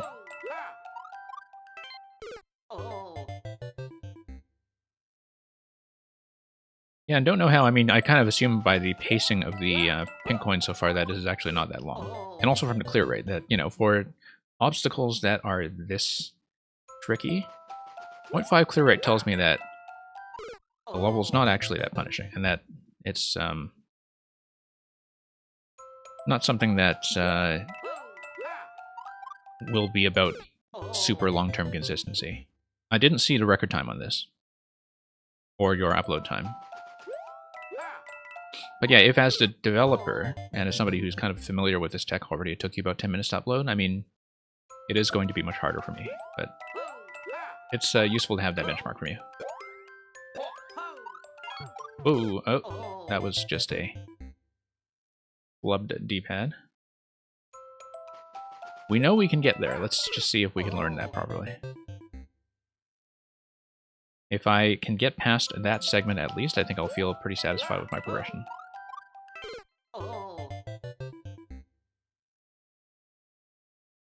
Yeah, well, I mean, thank you for submitting anyway. I did say I would give this a fair shot, even though it is a little beyond my ability.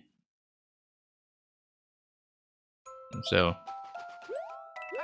even if I have to bail out on it early, you know, that's fine. I do appreciate the submission regardless. Whoops.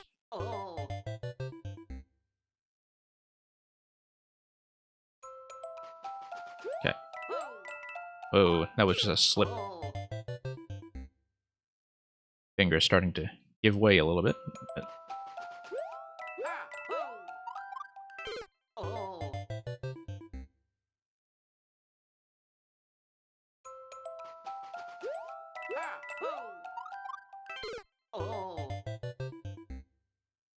yeah, that is one long F.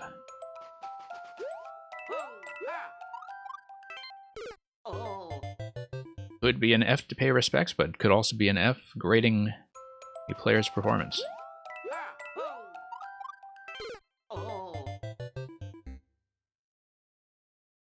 One long arc of failure.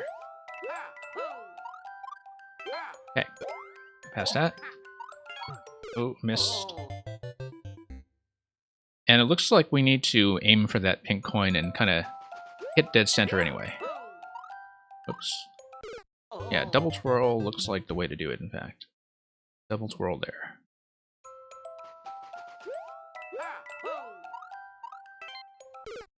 And faster than that, because I'm losing a little bit too much time there from following. There we go. Oh, okay, that was just a high release. Yeah. We're not going to do the ground pound cancel, we're just going to do double twirl, I think. I feel like I can nail that a bit more consistently. Cheese, yep. Stinky cheese.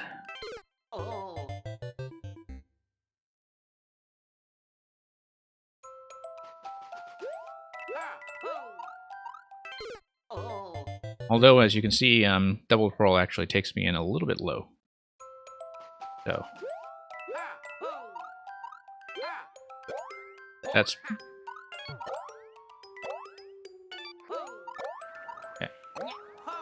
That's a high release. Oh, we were almost to coin 4, and then upstairs to possibly a safety coin, and we were actually reasonably close to this, the end of this segment. So, if you folks don't mind, let's try to push on a little bit, because I feel like I spent a lot of time just trying to figure out the best method to get past wall jump 3 up front, and now that I have the double twirl relatively working, things are picking up a bit. But just a bit. I hope you don't mind if I push on this just a little further.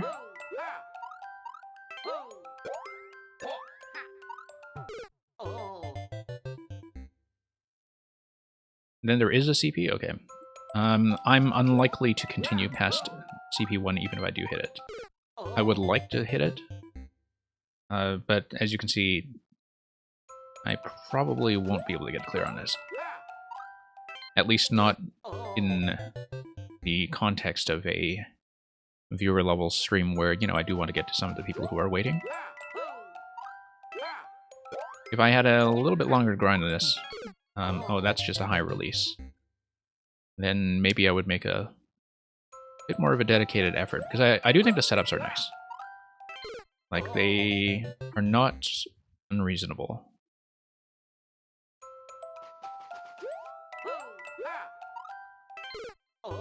And in fact, even the bounces off the shell, like, they are not really,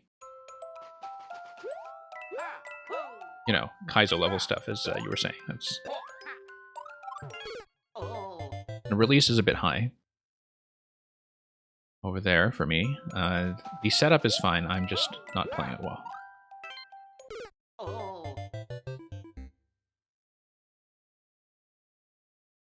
So yeah, I would like to at least get a fair attempt at the limit of our progression so far, which was up to coin 4. And we will see if I can do that in a reasonable amount of time.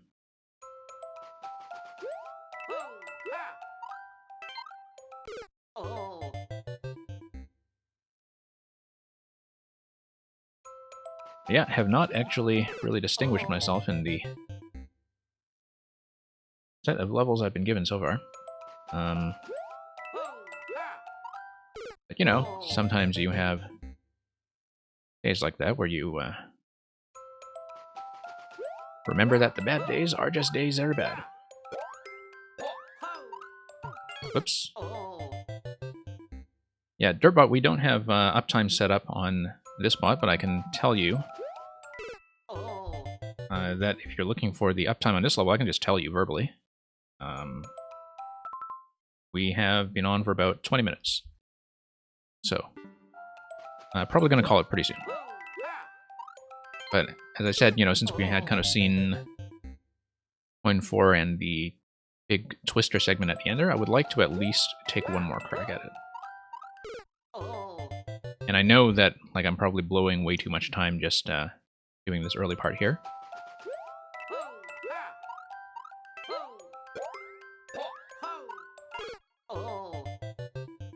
Now, interestingly, didn't need to land towards the coin that time because the shell would have collected it just fine.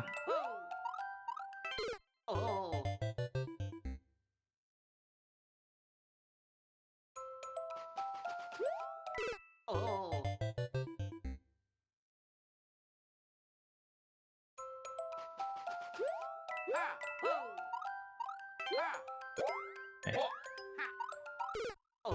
Yeah, kind of a poor release again.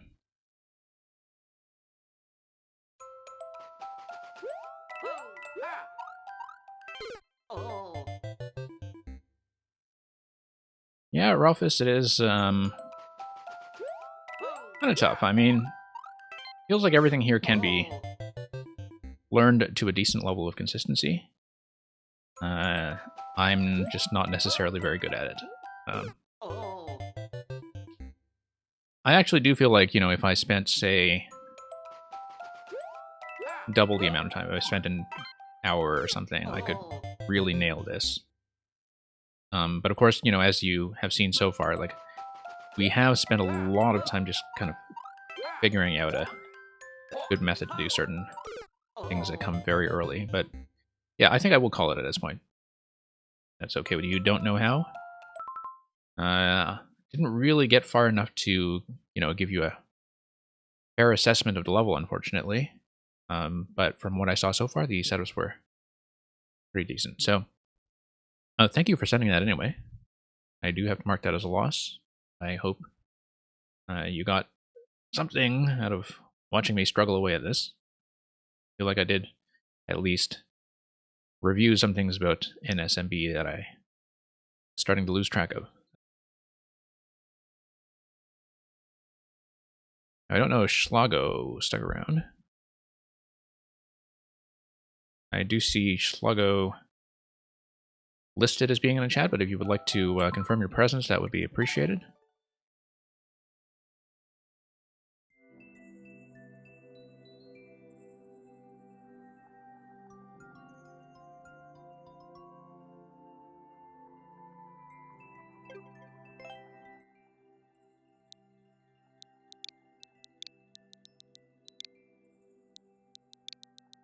Yeah, I know sometimes people just have this running on mobile, or they have to lurk for a bit, and that's fine. We'll at least take a look at some of the stats here, because like this is quick enough, 15%. That's, I think Schlago was here, but regardless, this will be a nice little cooldown from the previous level, so we'll get through this quickly and then get to Dirtbot and Ralphus and Kyle. So, Mission Bonefish. Peach dislikes the fish population Mario is cultivating, so get rid of it. And we shall.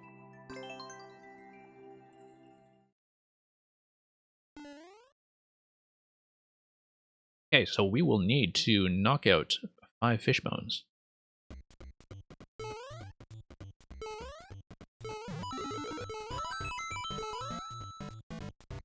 And it's not going to be those ones. Oh, maybe it is, because was there anything breakable back here? I don't think there was.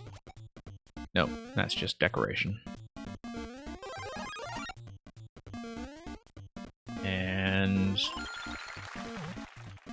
okay, so this is just going to be one big mega level. Although if you take a hit, then I guess I can head up there and hit that on off. But it looks like I'm probably meant to find some way to get to the fish, and that will be through some adventure through this pipe that will eventually loop back around and take me there, perhaps. Okay, no, that's just going to give me the Mega Mushroom on every segment. Yeah, I don't know how. Thank you for dropping by. I cannot pop these when I'm underwater. But we will follow this very helpful looking coin trail. Oh, whoops, and get hit anyway. Okay, I'm sure this level is generous enough to give me some kind of recovery. So we'll just pop this and make our way up to the P-switch, presumably. Yeah. Now what's that going to do for us? Oh, that's going to...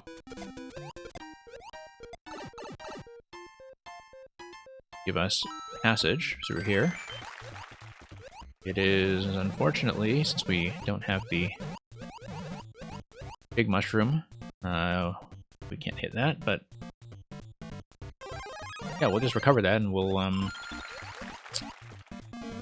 just go back down and hit the POW. Now I assume that perhaps the purpose of the POW there... whoa, okay. Mistake, we'll just need to do this again. All over again. I assume that the purpose of hitting a POW would be to take out the munchers here, and perhaps that gives us the key up top? Or maybe... I can see a bit of a scroll stop segment off to the right as well, or... maybe it's a scroll stop wall. It looks very suspicious, that one spot there. Like there would be some kind of bomb trigger. Oh, look at how the tracks just eliminate the mushroom.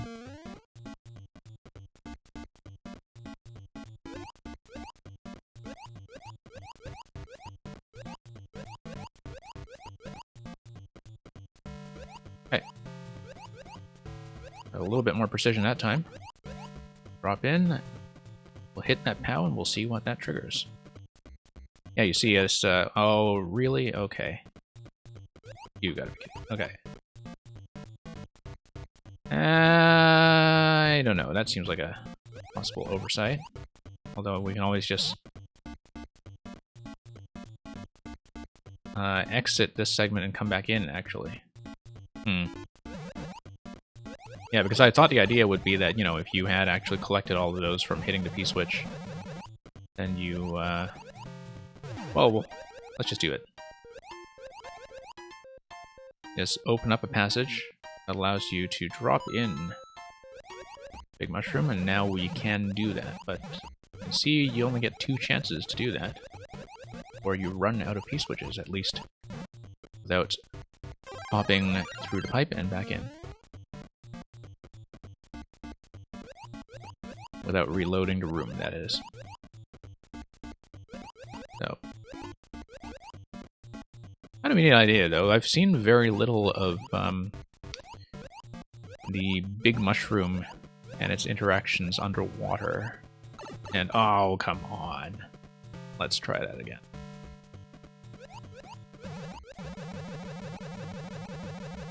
Let's try that again. Also, I like the continuous pipe decoration to the left. That's a nice touch. Yeah, sneak in. Welcome. Might want to turn off the caps lock scream of terror. Actually, I don't think it's case sensitive. I think it's just the exclamation mark. That was the issue. But thank you for Koopa Catacomb Carnage. I know that there was one of yours that we didn't get to last week, and you may have uploaded some new things regardless, so hopefully we will get to that soon. Okay, now we will hit the POW blocks. We will hit them prejudice, proper way in, and proceed. Super excited indeed. Deservedly so. Okay. Now after looping around the upper segment quite a while, we're going to find ourselves down to 80 seconds. And okay, this will be an interesting kind of bossy segment where you hit the POW blocks and clear the way.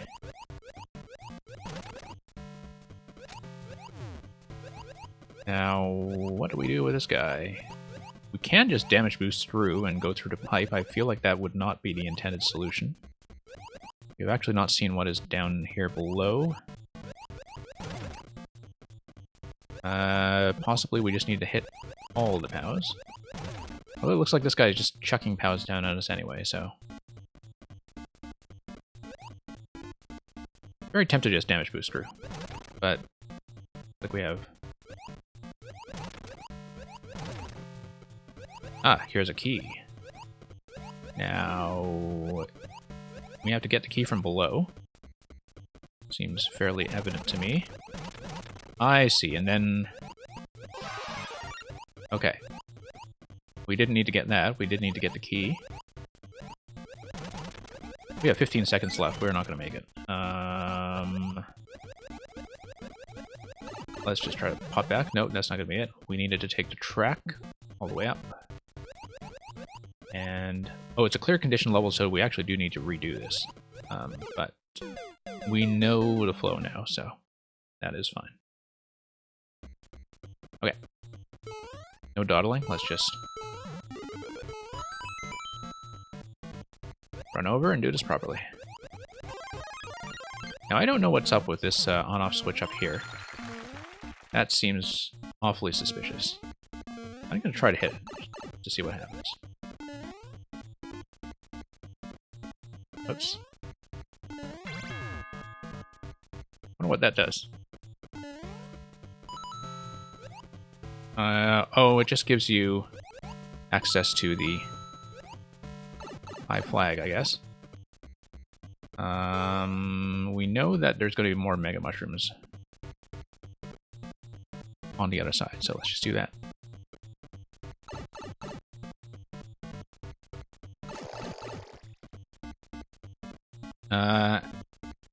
No, it's not going to pop up at us, so... I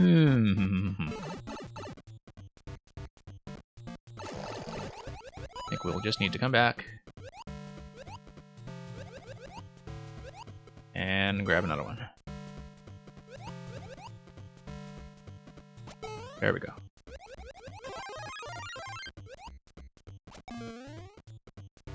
Yeah, Schlago Base, that is a very good visualization of this level, particularly when my eyes are kind of at water level. They were just now. Very good visualization, so. Yeah, it did seem kind of strange that this Mega Mushroom was not so kind as to back up there. So yeah, I can see that the key that we got from the key to How segment was meant to feed into the key door in the top right. Did expect that, but we just didn't have time to take the track back on the previous attempt. After having spent way too much time doing this segment here. Okay. Let's grab the star properly this time and then hit the P-switch efficiently. There we go.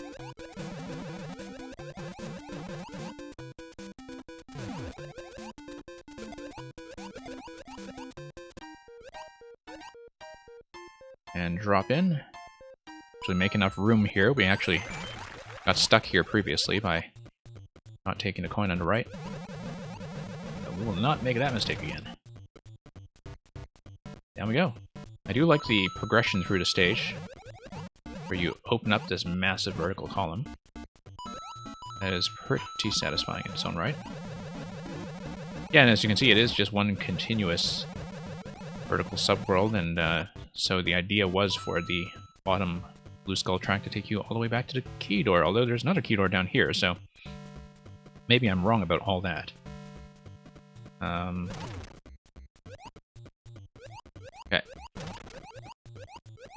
Try to navigate somewhat safely. Yeah, I do like the kind of puzzle-like structure of this little navigation challenge. The neat idea in its own right.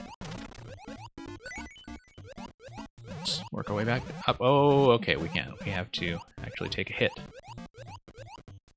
And we have all these monsters down here, and I feel like I need to get a POW dropped down here, in fact. Let's lower some POWs. Give me a POW, give me a POW. Drop me a POW. Okay. Take it all the way down. And that's not going to do what I intended. Trek 3. Welcome. We are still open if you have anything for me. So, we know that we have to take a hit in order to take the skull track back up top. I'm actually kind of suspicious about the key doors now, because I feel like, having seen the majority of this vertical subworld, the top door is just kind of linked to this bottom one here. And that the solution is supposed to be to get some POW blocks down here. But you know what? We'll just take a look and see where the doors actually link. We'll take a look. But it looks like it's the munchers blocking the blue pipe at the bottom that are meant to take us back out to the main world. And when it takes us back out to the main world, that should be what gives us access to the dry bone. So I think this is just a reset for if you lose the Mega Mushroom. Yeah, kill the munchers, GG. Looks like it. It's very much like that. Except, there's the POW. Okay, there we go. Just need to clear the way.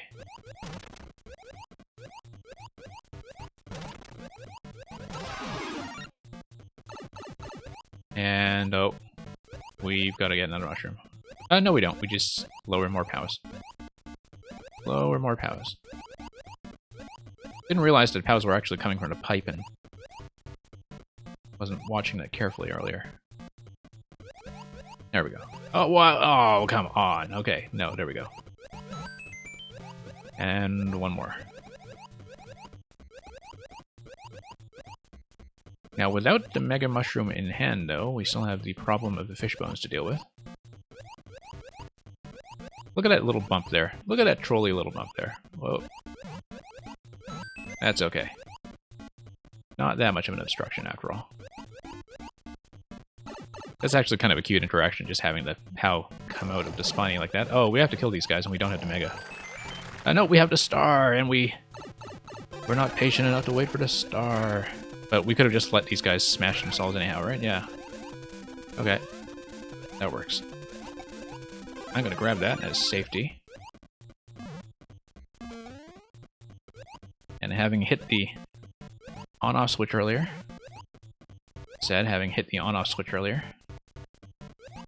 we are just going to not get the 1-up. 12 seconds remaining, yeah. Don't want to spend too much time on minor optimizations like that. So, mission Bonefish complete. Thank you for that, Schlago. Yeah, maybe some odd spots there where couldn't get around certain corners with the big mushroom, but in general, I do like that complete vertical structure and the use of space you have there, and that sense of having that, you know, huge rising reset column to the left. Flowed pretty well, thank you. And I see a request to change to Toadette for Dirtbot stage. Hey, Woomy, welcome. Your first stream, that's a Woomy to you then. Let's mark that as a win. And let's change to Toadette in the meantime.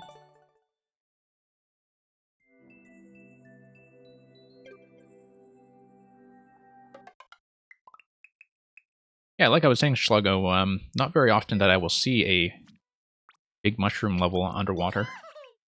And I think you got plenty of interesting interactions out of that, particularly with the boss segment that was all about clearing the passage for the POW drop. So, some pretty neat ideas all around. And Woomy, thank you for the submission. I hope we are able to get to yours before too long. And Dirtbot, I know you've been hanging out very patiently, so thank you for sticking around. We will punch your code in. In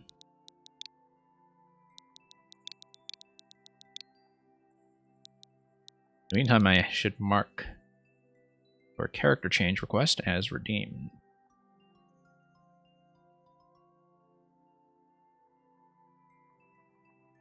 Okay, got that done.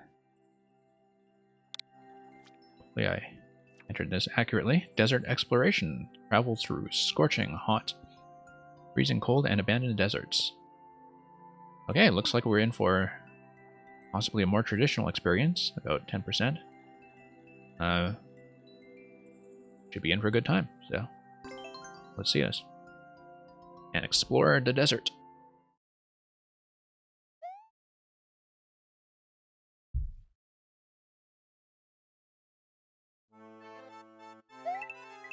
Yeah, always love these track decorations.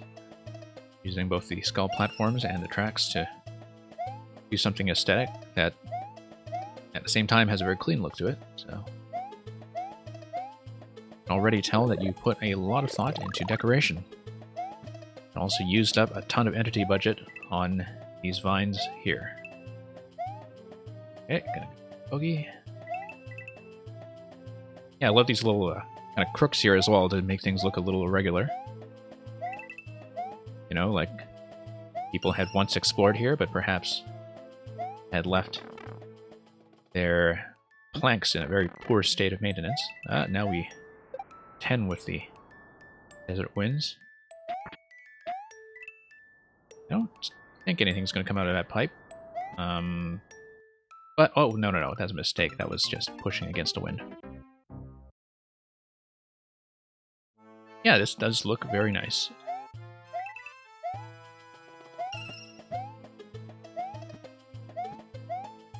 Yeah, I do appreciate a lot of these medium difficulty traditional designs that are very much a pleasure to look at. Like, I sometimes think they're one of those things that's very popular with players, but is very underrated when it comes to streaming presence. This is something that regulars here have heard me talk about before, of course.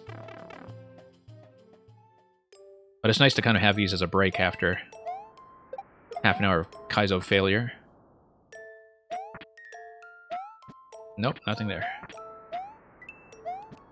Just decoration. Let's check the side first. And harness the power of fire.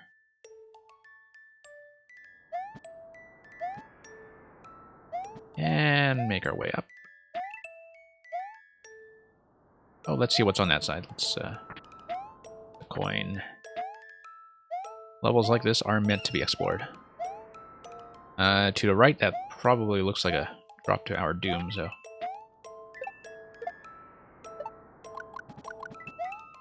And these are wigglers, so they are impervious to the power of fire. Kind of wonder about this guy on the left. I don't think I have enough room for this to be interesting, but fine. Let's make our way through. I noticed, of course, your attention to the pipe corners there. Very meticulous. Oh, whoops.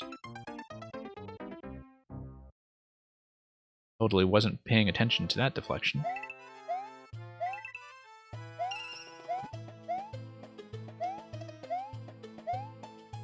Okay, let's try this again.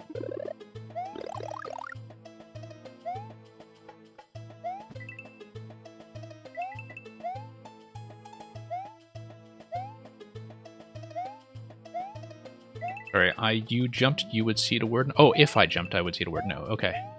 I see.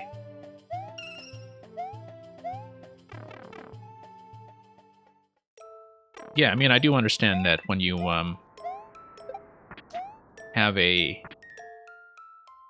sort of outdoor aesthetic that you're really committing to, you don't want to just put in one massive vertical scroll stop wall there, which, you know, like when you think about level design and directing the player, like that would be the right thing to do, but when you want to balance that against aesthetics, you just kind of have to count on the player knowing that that spot is probably not worth checking.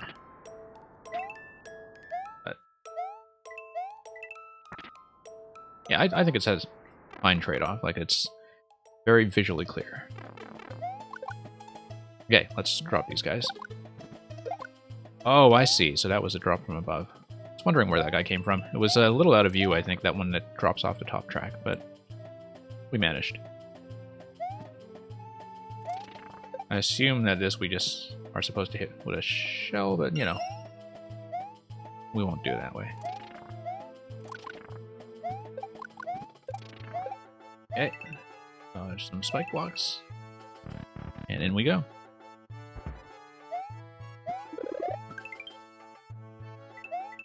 Very useful one-up for our endless streak. That one as well.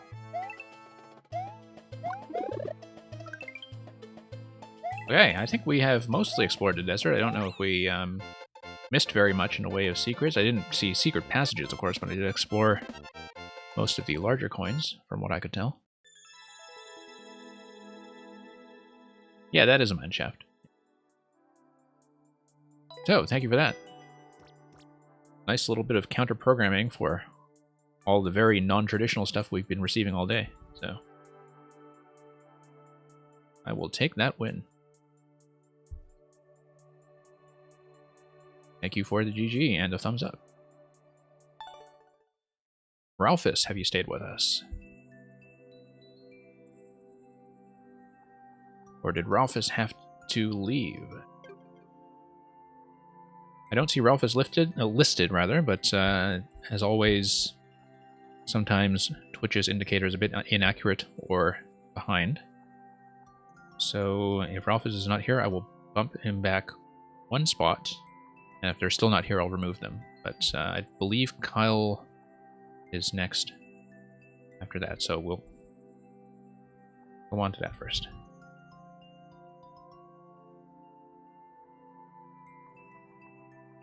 And Kyle just spoke up, so we know you are here. And yeah, Dirtbot, thank you once again for dropping by. Glad you enjoyed the experience.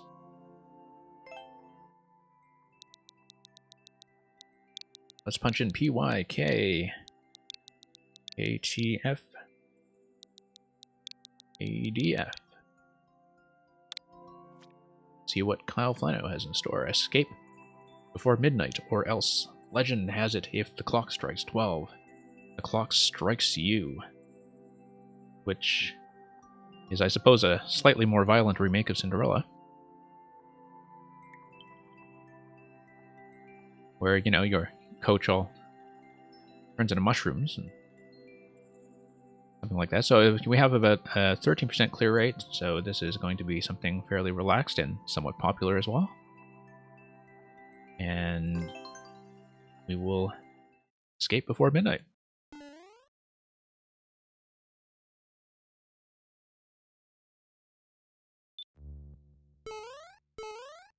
Okay, so that's going to be a zap. And the boo is going to look very mysterious. We'll see what this is all about.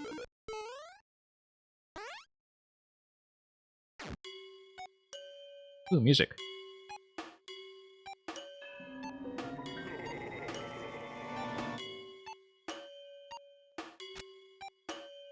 Okay, I hope you folks can hear that clearly, by the way. My actual volume is turned a bit low. I'm going to turn it up a bit since you have these music segments here for myself locally. But yeah, you can hear the persistent beating of the clock. In fact, that's a nice effect.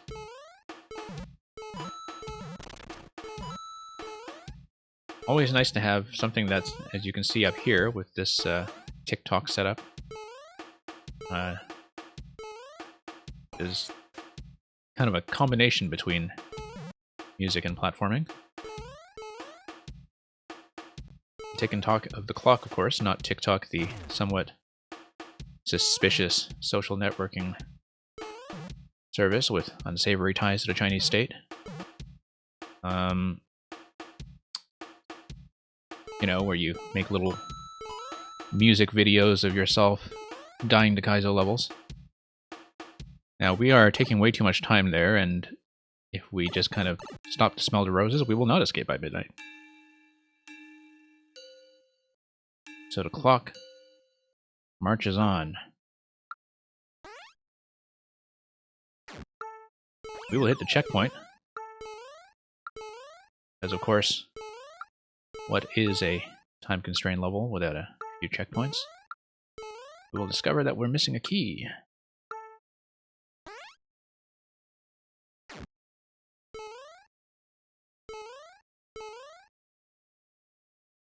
We have these ghosts on the march. That's the key. Cool. Create a thwomp trigger trap, and then down we go again. So this guy we remember from the first room. Big Boo with a spiny hat. Seems like he's hanging that big dry bones there in a very threatening manner. And also crushing a lot of those poor Koopas, milling them into dry bones. No doubt. But we will drop back here and make it through the key door. Okay. Escape sequence. Now, let's see here if that Boo will actually do anything. Looks like it is stroke of midnight, so we will hit the on-off switch just to see what that does. Okay. Like we have to pull this guy around somehow.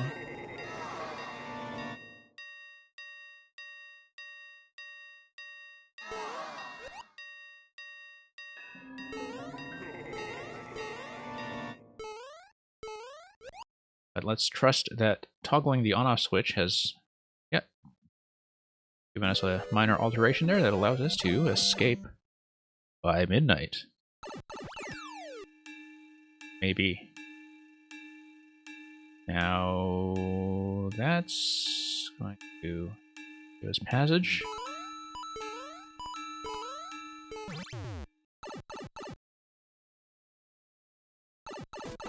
Okay, ruin the clock. Okay. We'll just need to blow that thing up.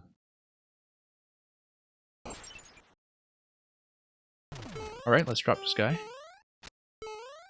Going to give us passage up here.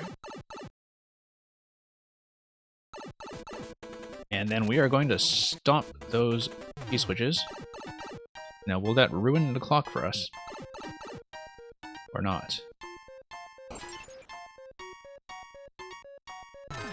Ah, okay. Oh, but, oh, will you look at that? Okay, that was slightly unfortunate.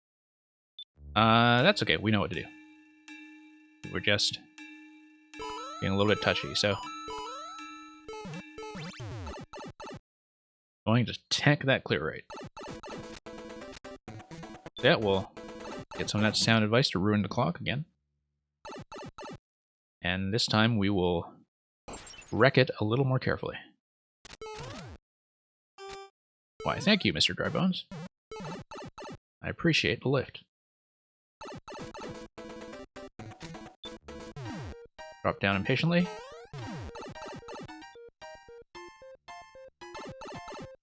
And I guess we will just wait for the appropriate trigger to ruin the clock. Here we are.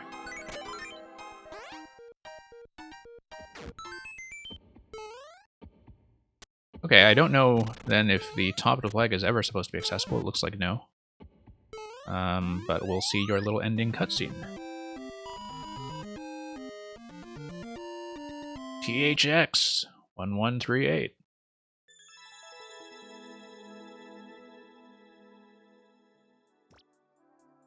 Okay, we didn't quite escape before midnight, but by breaking the clock, nobody can tell.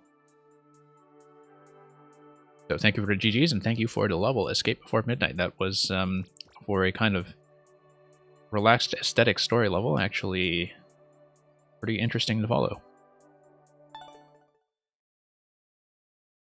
Now, as always, for those of you sticking around, once I have cleared your levels from the queue, you are welcome to submit more. We are still open for more today, given that it's a fairly short queue, unless we really get stuck on something.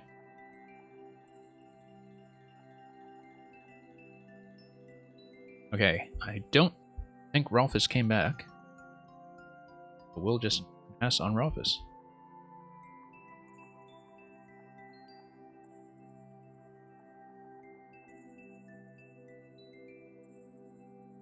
Sneak in.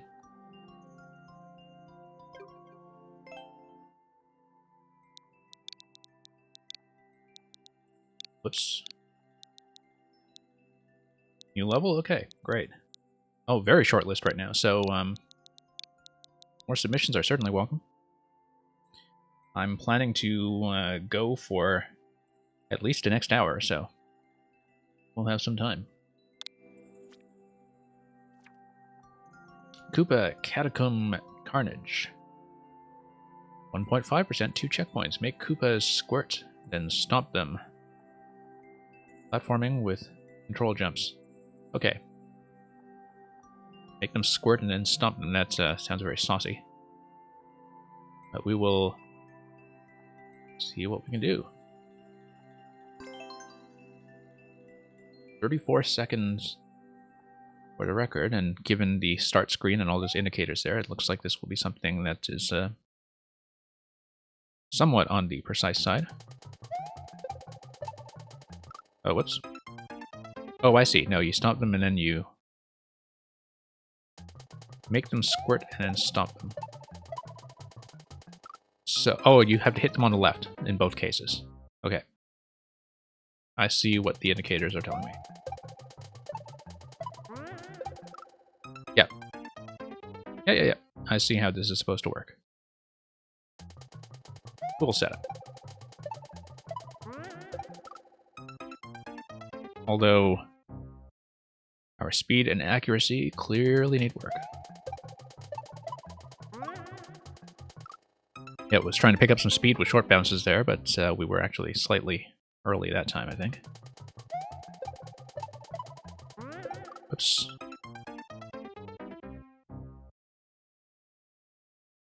falling into that guy just kind of kills him directly. Whoops.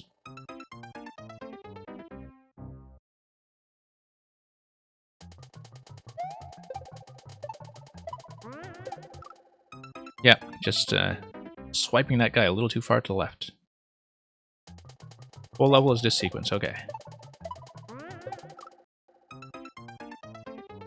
Yeah, I can tell that my arc off the first bounce off the unshelled Koopa is not a great arc right now, but we'll figure that out, and that's what the training segment is for.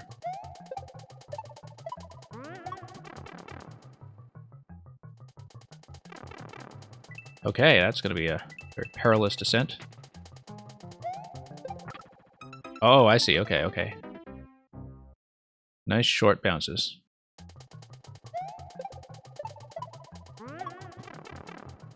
Nice short bounces. We'll just...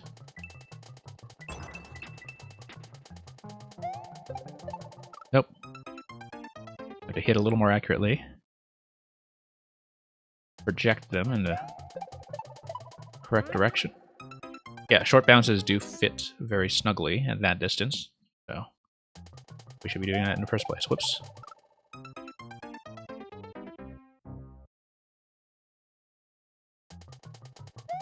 Nope.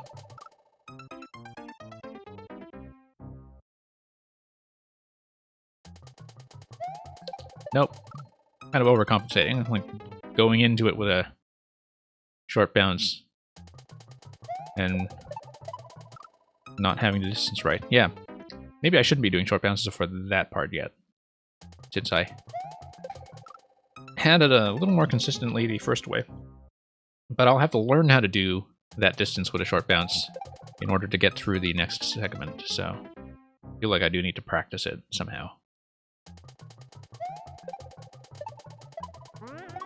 Like that. But I do know that I need to hang pretty low over here because of that claw getting in the way of things.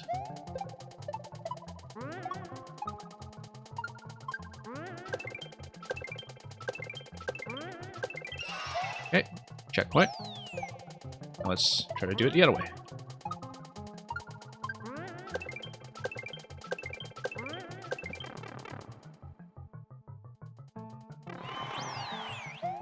Whoops.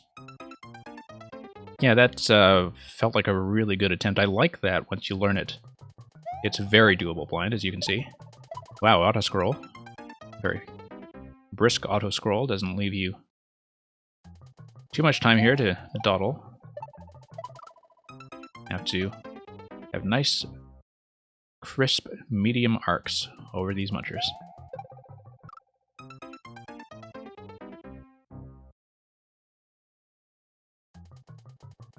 Yeah, always nice when you can see a sequence like this and verify that it can in fact be done blind. The previous sequence, I mean. This one, the indicators feel pretty smooth as well. I'm just not gauging the jump heights very well.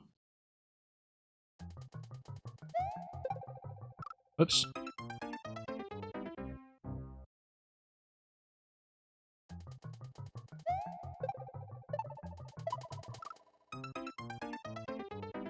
Yeah. It's one of those where I know what I'm supposed to do. I'm backing off slightly because of the icicles, which look very threatening and are that way by design. Oops. Didn't quite have the timing down there for the end of that sequence.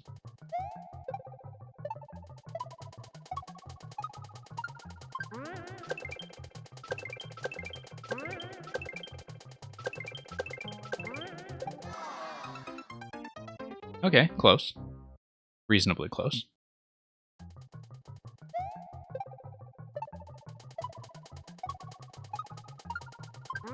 Yeah, very much about getting the timing down on the last two. Like, kind of knowing that when you hit the first unshelled Koopa, you really just have to go.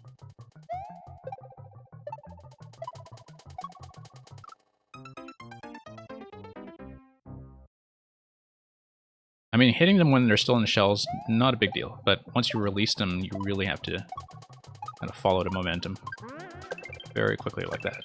So.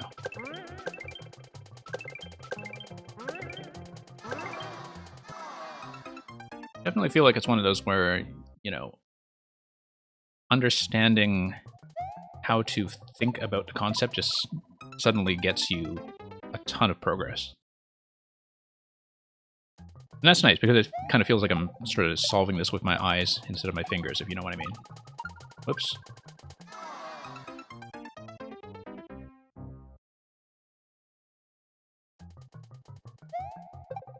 Well, I mean, the indications are pretty crisp, too, and,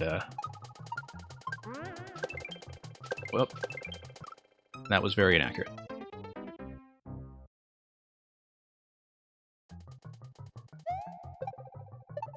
Well, it's very satisfying to pick this one up, and I think the sound effects are part of it, you know, when you kind of hear the click and the bop.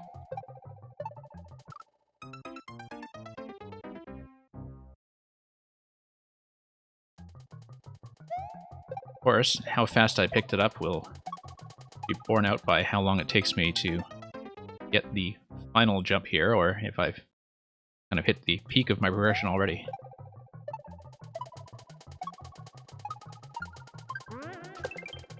Nope. Bit inaccurate on that landing.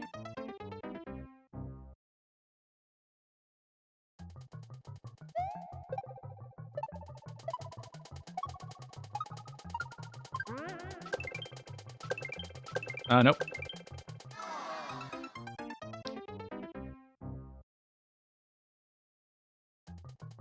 Yeah. Just a bridge too far.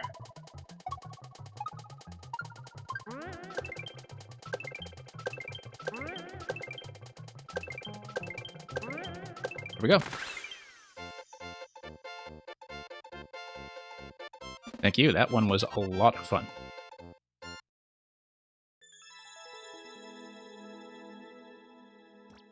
Yeah, not exactly doing the single segment 30-second record there, although I can see where that's coming from.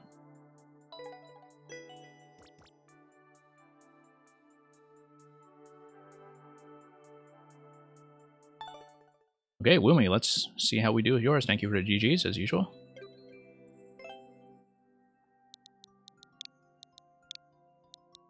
Yeah, Woomy, I know you've been here. And the Castillo, thank you for Out the Castle. As you can see, we do have a short queue today, so you will also hopefully be soon, depending on how much trouble I have with Woomy's submission. Yeah, Sneak and the pacing's fine. I feel like the repetitions were just enough to make that work. You know, without feeling like it was too many or too few for each of these segments. I mean, I knew I kind of blew through checkpoint 1 to 2 very quickly, but I think the length there is just right for people who still have to learn it. Okay, super speedy, snowy speedrun, 30 seconds, 2%.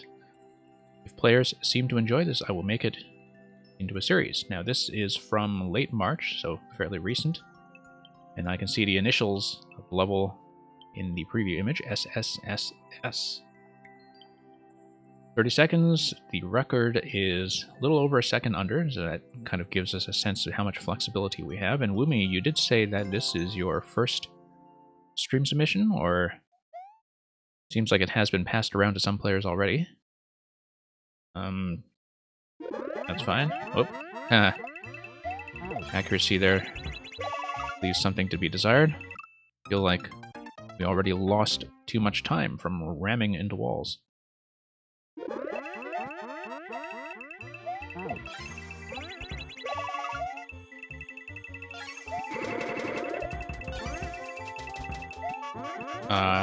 What did I do here? Did I just miss a timing or a gate, or... I don't actually know what's supposed to give me progress here. Unless something is supposed to hit those and give me passage. Yeah.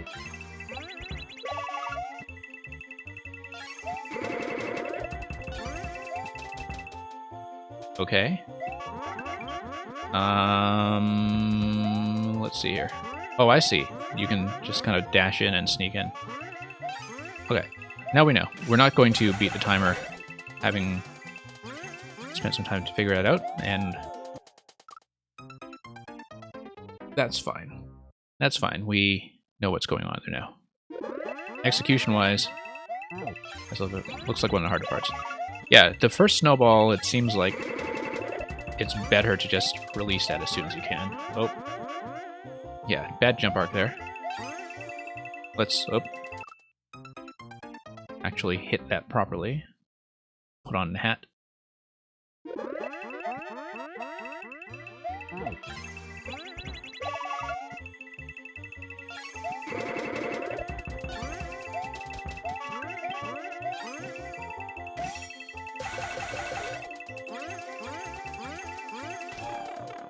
Okay, 12 seconds. I feel like I am losing a little bit of time.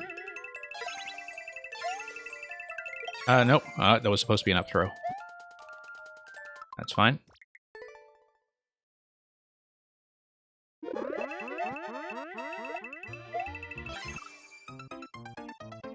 And...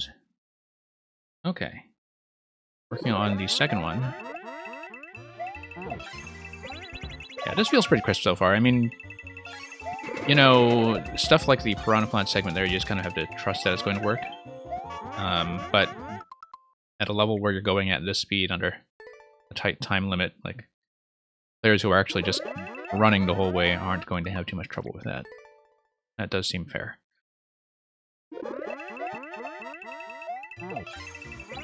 Yeah, it seems like releasing right away is the method for the snowball there, if you know what's coming. Oh, miss. I don't think I'd actually seen that jump block interaction before, despite how much Mario Maker I've played. But then, I don't play a lot of these speed levels except on stream. Why am I missing that POW all of a sudden? That was fine before. Maybe I do need to actually follow the marker, because it was just bouncing.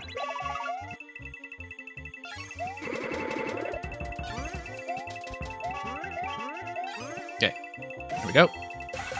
And we'll just do the back and forth, which is pretty precisely timed to give you the pipe. 13 seconds.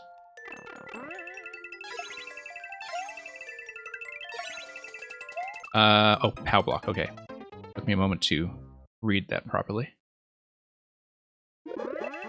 Nope.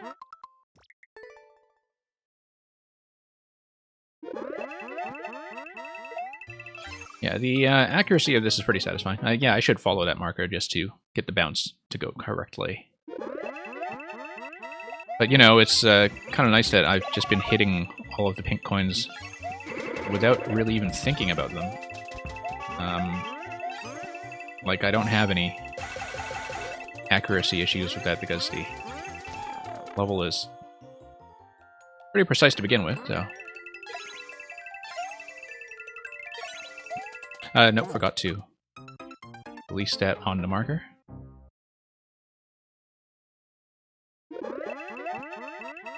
Whoops.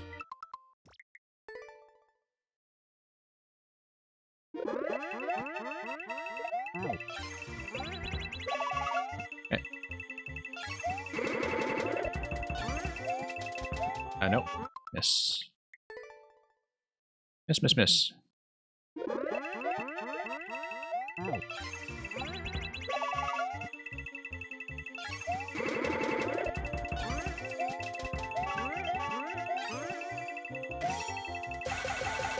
Okay, let's do the back and forth. 13 seconds, right on par. I think I'm going to optimize that much further.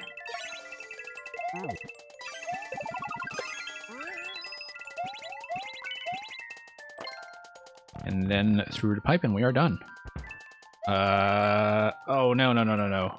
Okay, we are going to run out of time, are we? No. Kind of caught me by surprise there, the conveyor belt. But that's very much the intent, I think, so thank you for the follow. And thank you for the level. That was...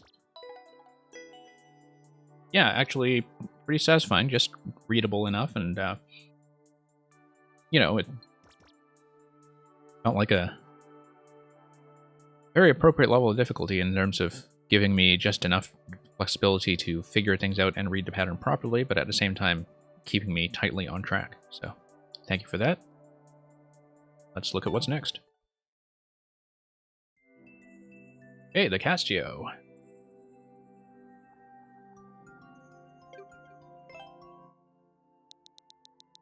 E02 EW 7MJG. Of course, and thank you for dropping by. Let's see what you have hit me with today. Out the Castle. 0.4%. Part 1, stay above coins, hidden blocks. Part 2, go up and escape the castle. Okay. We will see if I can remember that. Sometimes I play a level for long enough and I just forget the description. Stay above the coins, okay. 4-minute record, which tells me that the clear rate is probably somewhat deflated just by length, and that's fine. And looks like this has received a pretty generous number of plays as well.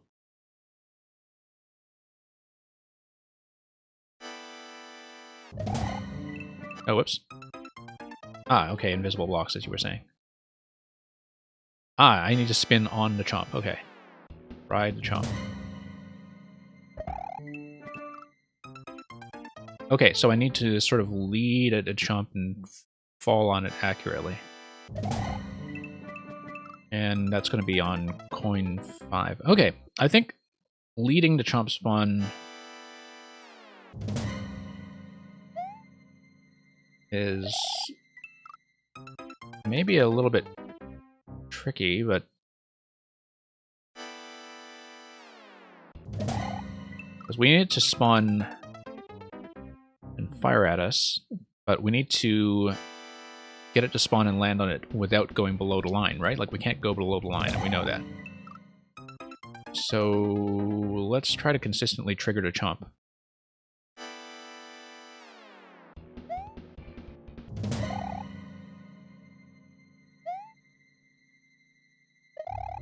Because it doesn't look like this is supposed to be a leap of faith, right? Like, the chomp should just fire and we should land on it every time. Stand at the ledge, okay.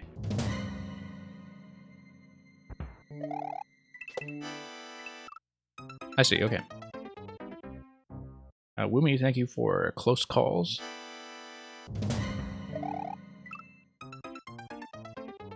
Yeah.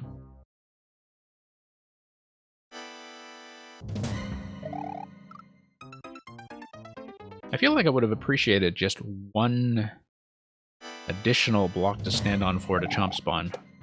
Because the idea itself is pretty sound. I like this sort of, you know, bounce on a chomp above the line thing. It's just more that controlling the chomp spawn and timing around it.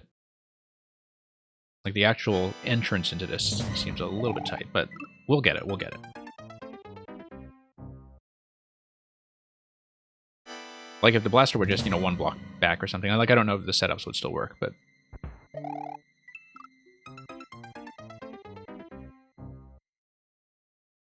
It's more that you just kind of need to have really good reaction time coming into the chomp spawn. Here we go.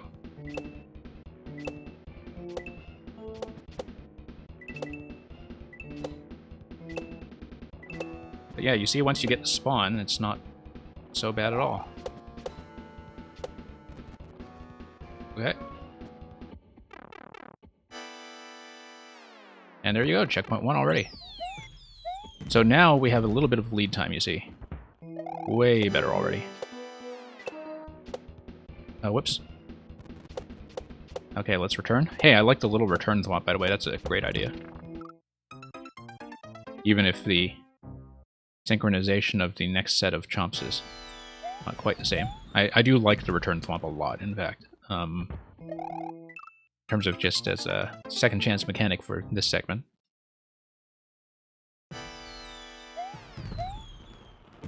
Okay, let's ride. Let's ride. I see a little vine or something on the top left. I saw something dangling there. What? Yeah, you see that? Interesting. Interesting.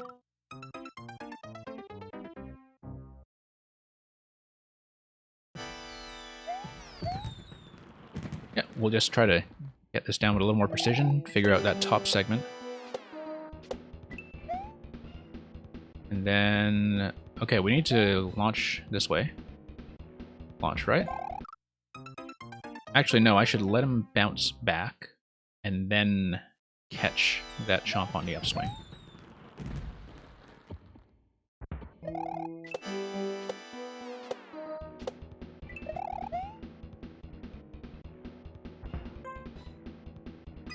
Oh, whoops.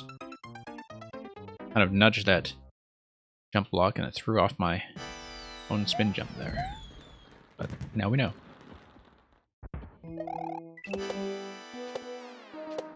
Oh, whoops. Okay, let's ride the return thwomp.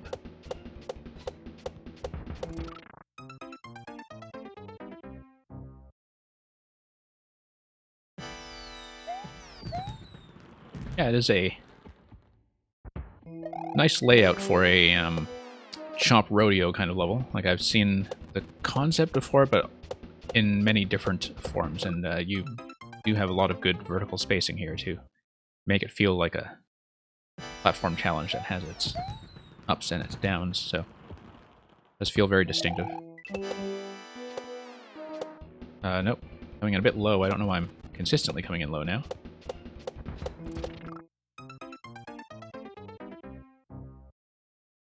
Hello, Spiag. We are still open for submissions today. Probably be going for about the next hour or so at least, so we have a very short queue. Let's not start over.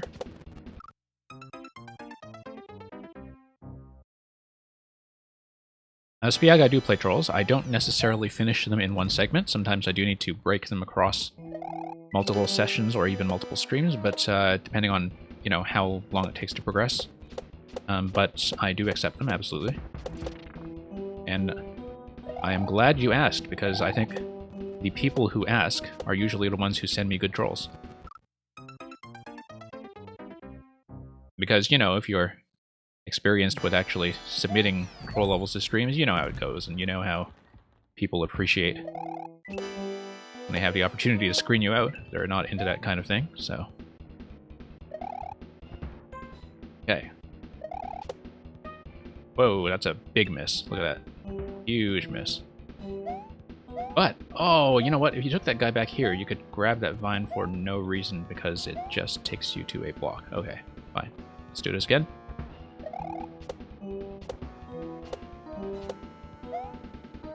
Let's nuke this guy. We don't want him anymore. And then, oh, okay, no, because we want to grab that vine, in fact. That's just a 50 coin, okay. Well placed 50 coin. You know, one of those secrets that's just out of our vision.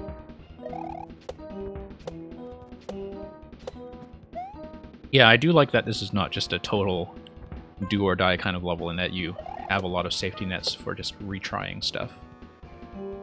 In case you... a big whiff like that one.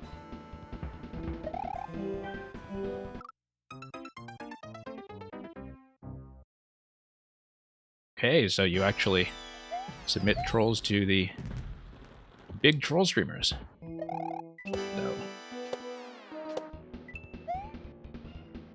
Well, I'm glad you've gotten some decent coverage out of those so far. Yeah, I do get a fair number of troll playtesters on the stream who just kind of want to run things and fix cheeses before they send them on to one of the big troll YouTubers. So, definitely something we're familiar with here. I keep missing that by just a block. Going in just a little too high, actually, because I do want to catch the bottom vine, I think, like I have been doing on the left side. So, Nuna's Spectrocular Adventure, okay. Looking forward to that.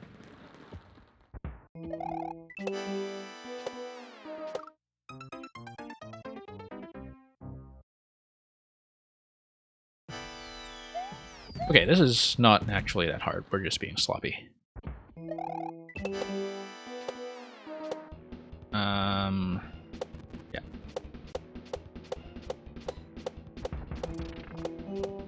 Okay. Going to survive. Return.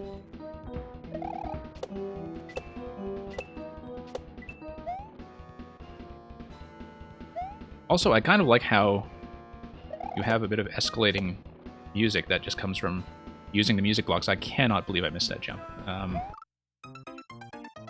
And that as you hit the note blocks, that sort of enhances the feel of the level in some way when you hear the notes telling you that you are climbing higher and higher.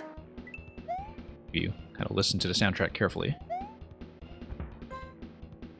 That is a nice touch, you know, where you could just use ordinary jump blocks, but instead you have a bit of musical flavor. So, I appreciate small touches like that. Okay, we'll just nuke that guy to keep things simple. Oh my god. Let's try to fix that. We know we can do that. We know we can do that. Full jump or vine jump is possible in the second jump. Okay, I see. Full jump or vine jump. Yeah, I felt like I was going a bit low from my position in the full jump, but I do see what you mean. Yeah, I felt like I was a bit low for that, just given how I was being positioned. I can see how it can theoretically be done. I just think my spacing on a chomp was maybe a bit off. That. Okay.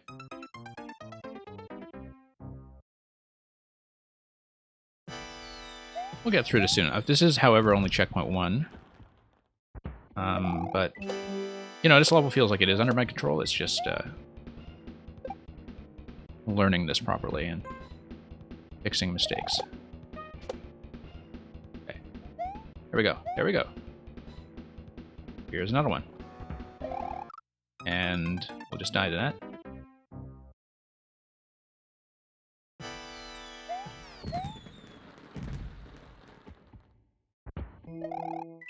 Yeah, so it's really just a very first blaster in the level, like at the very beginning in the first segment, that I had trouble with so far in terms of visibility. Because I feel like with the spacing that you have here on this segment of blasters, I have just enough time to kind of read how they're being launched. And so these ones feel perfectly fine on this whole vertical segment.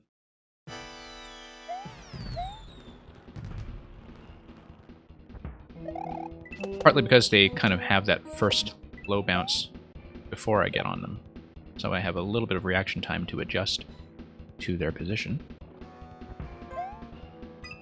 No. Oh, that was a big miss. Okay.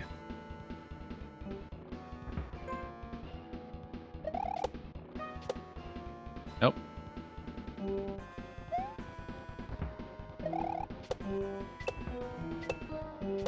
Okay.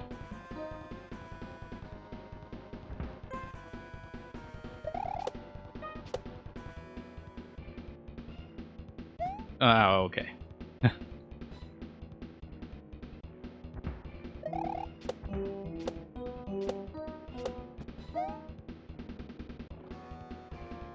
Try this again.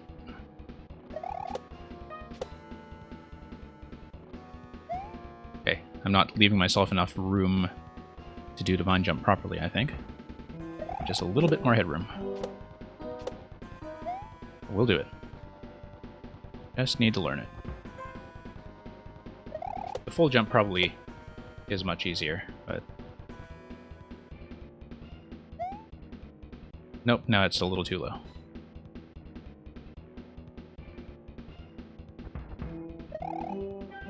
Yeah.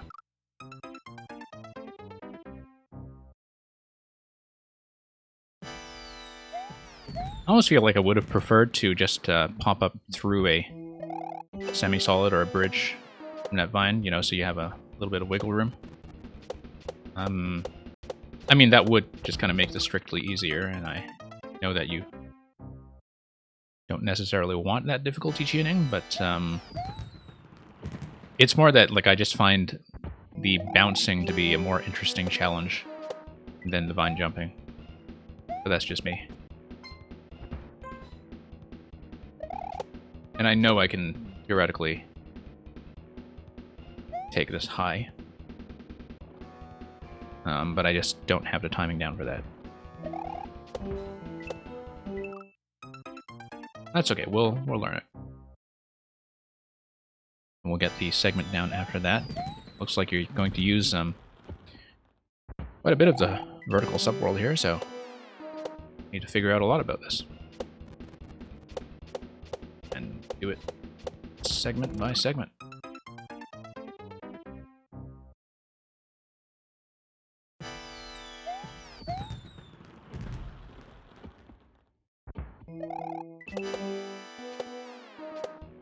Okay.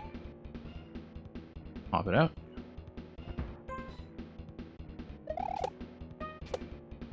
Yeah. I was trying to do it high that time. Was not quite able to do it.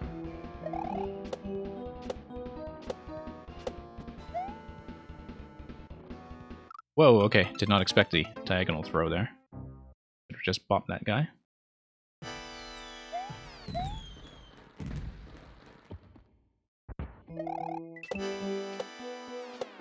Alright.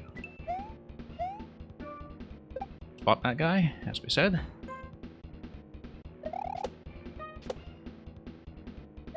Okay.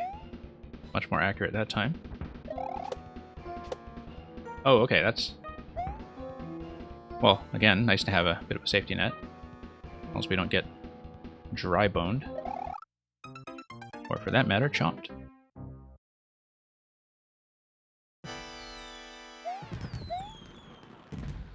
Yeah, Divine does help because the full jump does look pretty consistently out of my reach for the timing that I have on the chomp.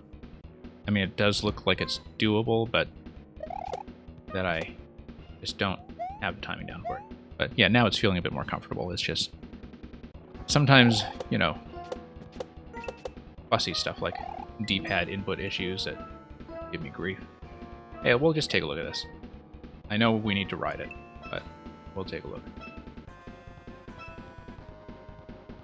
Okay, that's fine.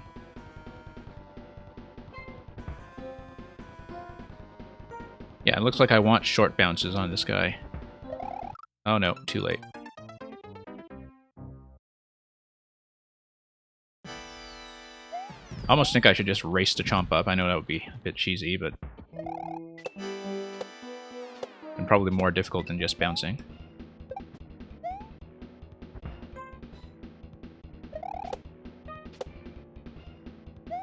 Okay. Getting that down a little more consistently now.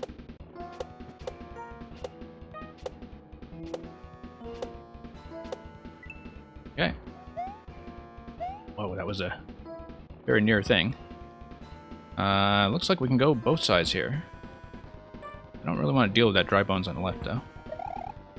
Whoa, whoa, whoa, whoa. That was unexpected.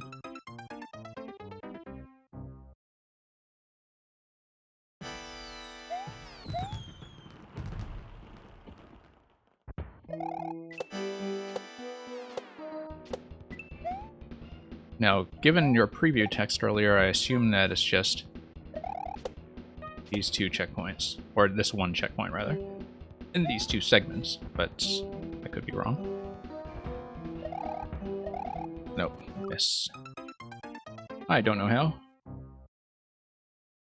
Welcome back.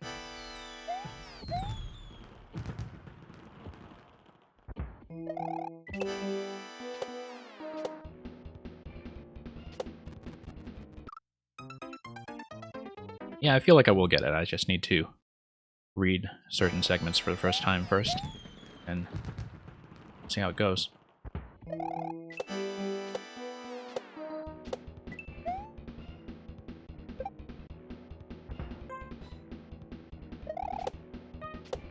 Oops, that was really totally flubbed.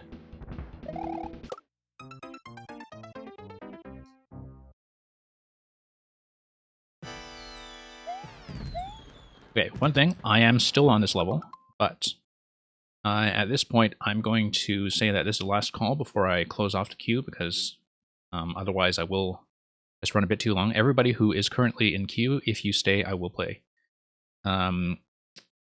But it does mean that I shut off to new submissions fairly early, and if we get through everything quickly, maybe I'll open up to 1 or 2 more at the end. But just to make sure that I can get through everybody who is already here, I'm going to continue this, but on my next death, I will close up the queue. So any last submissions, now would be the time.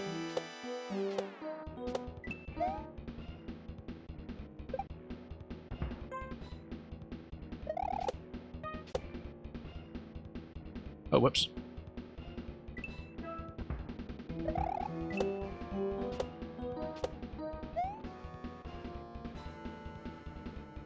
Okay, hop this guy out.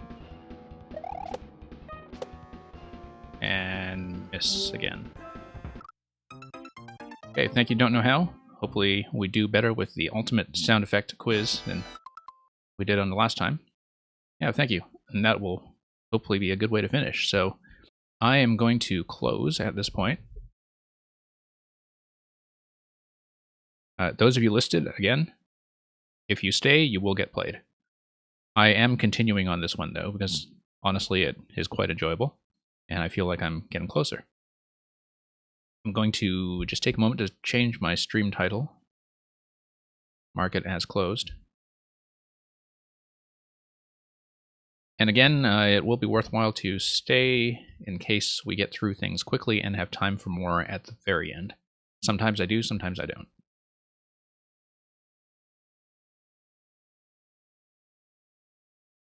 And let me just make sure the bot displays this properly.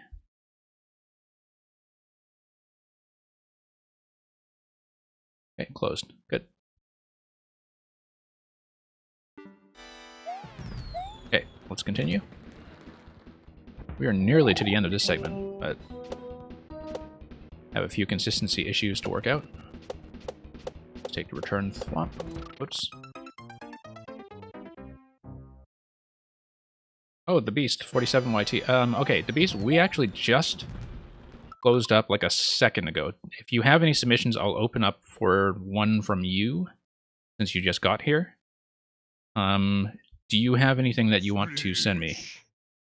Because otherwise we actually did just close up, but we will be playing the remaining submissions for about the next hour or so.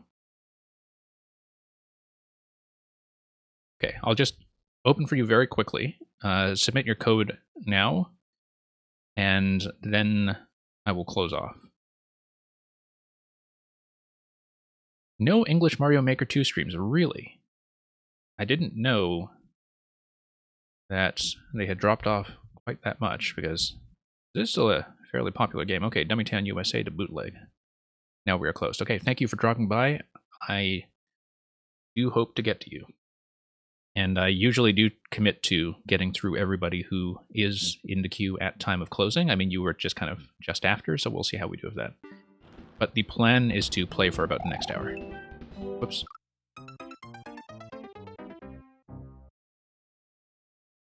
Yeah, because I've never had any trouble finding English Mario Maker streams at all hours, but then I haven't really been looking in the past few weeks while everybody, and I do mean everybody, switched to Animal Crossing, including myself. So, anyway, you followed me, so you'll be able to find this whenever I'm on. I always try to do this schedule on Wednesdays, afternoon in NA, evening in EU. I try to add some additional streams when I can, although lately that's been not that common. But trying to pick up in terms of Mario Maker again, so if you are having some trouble finding some English streams, we will hopefully provide.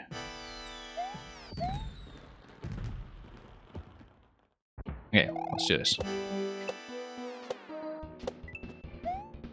I really do want to beat this one. I feel like it is within my reach. It's just a lot of little things to clean up, like this thing here, this thing here.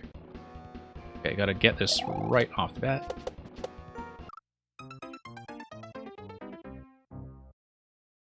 Yeah, it seems like Germany has a very good Mario Maker community. I actually don't know how. I receive a lot of submissions from German players here. For sure. And it's always seemed like Germany has been kind of very well represented in this game.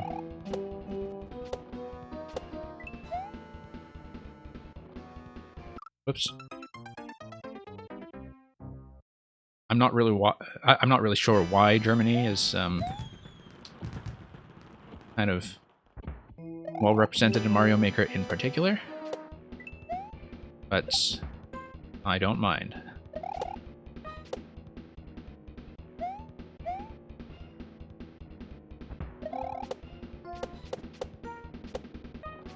Okay. Let's ride this out to the next segment. Oh, right in the face. Should have seen that. We had been there before, and so that was just being incautious.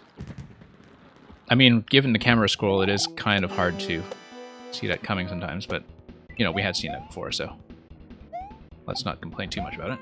Whoops. Yeah, Yoshi's Fan Sword, you are just after the cutoff, but we are playing for the next hour or so, so if we get through everything in the current queue and you are still around, I may take some more. I don't know if that will happen today, but the reason I close off somewhat far in advance is to guarantee that the people who have been waiting all this time do get their turn. So, oh, whoops. And I know I've been on this one for a bit. I had a pretty easy time with the first segment, but this segment's been giving me a little bit of trouble, and that's fine. It feels very doable, just a matter of cleaning things up. Whoa. Okay.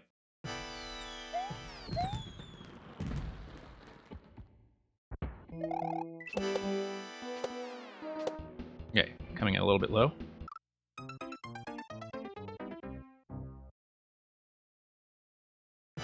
And just a moment, let me see what my time on this one has been. I really feel like it is within my ability. We've been on for about half an hour, though. This level uptime has been actually almost half an hour, which is surprising, but we had a few small pauses to do things like queue management. The stream uptime has been about 3 hours for now. I tend to start around 1 Eastern, 10 Pacific. Whoops. Not paying attention. And we usually go for about 3 or 4 hours. Okay, gonna do the turnaround accurately. Now let's not ram our face into this guy this time. Whoa! Okay, that was spectacular.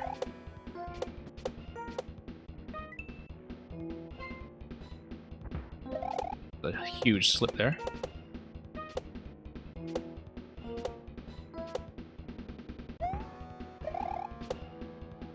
Do I want to take the left? I don't think so. I'm going to let that bone pass by, and then I'll just take this side.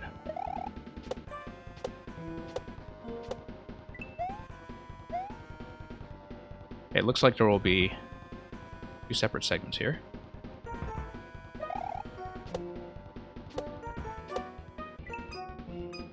What am I doing here? Okay, I see. And then that's some kind of reset door? I don't know where that goes. That's... Thanks. Yeah, thank you to you too. Oh, hey, okay, wonderful. Thank you. Okay. Now let's...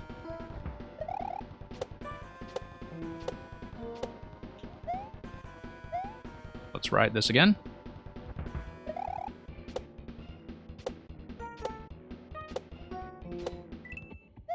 Oh. Oh, I see. I have to bounce on this guy when he's extended. And then down the pipe. Or through the door. Down the pipe, okay.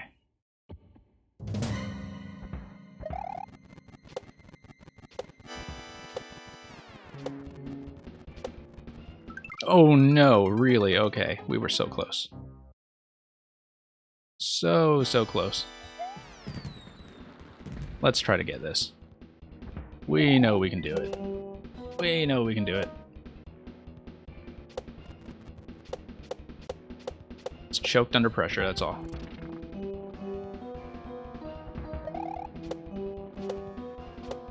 Yeah, rip in peace indeed. Okay, let's spot this guy first. Don't want to deal with him.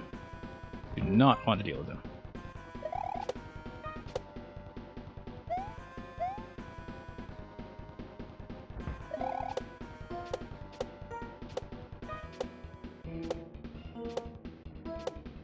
Yeah, we do know that there's a mushroom on the left. I don't want to deal with dry bones on this side, though. So if we fall into it, we'll take that. If we don't fall into it, big deal. Okay, we know we want to take the first chomp. Because the first chomp is the one that will give us enough height. No! Okay. Okay, let's get this guy extended. And through we go. Hey, we got through here somewhat consistently, at least. Here we go. Clear. Thank you for your patience. You are still here, Spiag? Okay, that's very good. I will make sure to remember that when I see that you are still listed as being in the chat, so thank you. And Castillo, thank you for the follow. Yeah, 20-minute clear after that checkpoint, but you know, that was actually a great deal of fun. Very precise setups. I do like that bonus mushroom spot, where you just kind of pop out the door, step on a block, and there you go, right? And it's,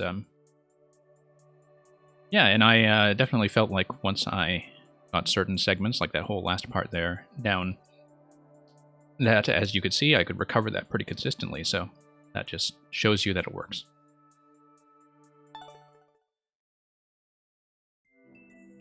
So, the Beast. We do have channel point rewards for unlocking the emotes for the next 24 hours, so the emotes are usable for people who do not have subs. And we have a number of different channel point rewards that you can play with. I'm introducing more as I think of them. I hope you like that one. It seems like Don't Know How has been getting plenty of use from it.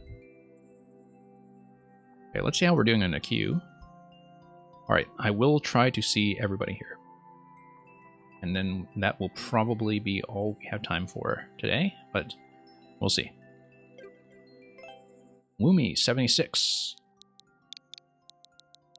Woomy gave us a pretty interesting snowy speedrun earlier, so eager to see what is next.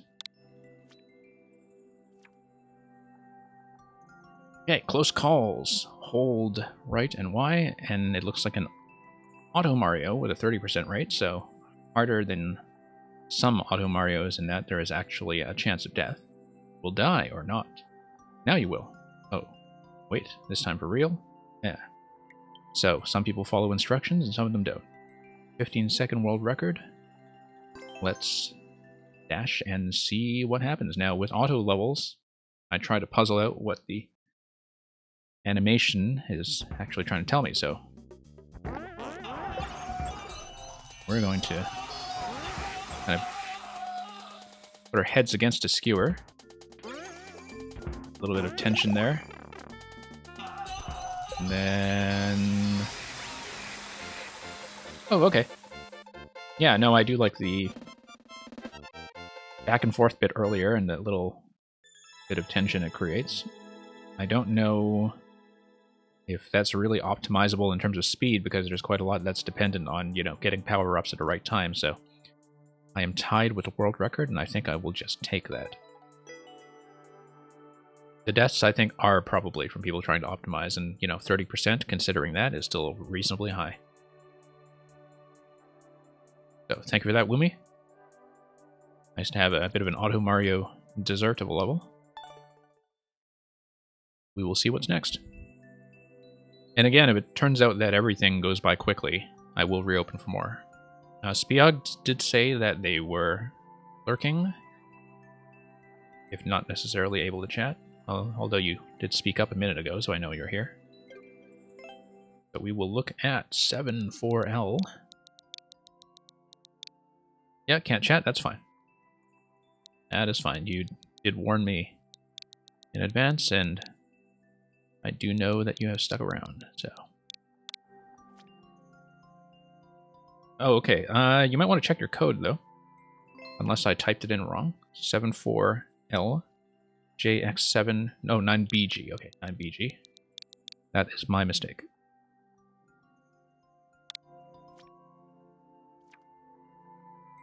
Ah, yes, and you said that this was the troll that you were shopping around to some of the big streamers. No clears on this yet, and this is version 2, so I assume that I'm playtesting some revisions and bug fixes. You may be wondering, who is Nuna? Well, it's none of... Oh, none of business. Okay, I see. Let's see how we do.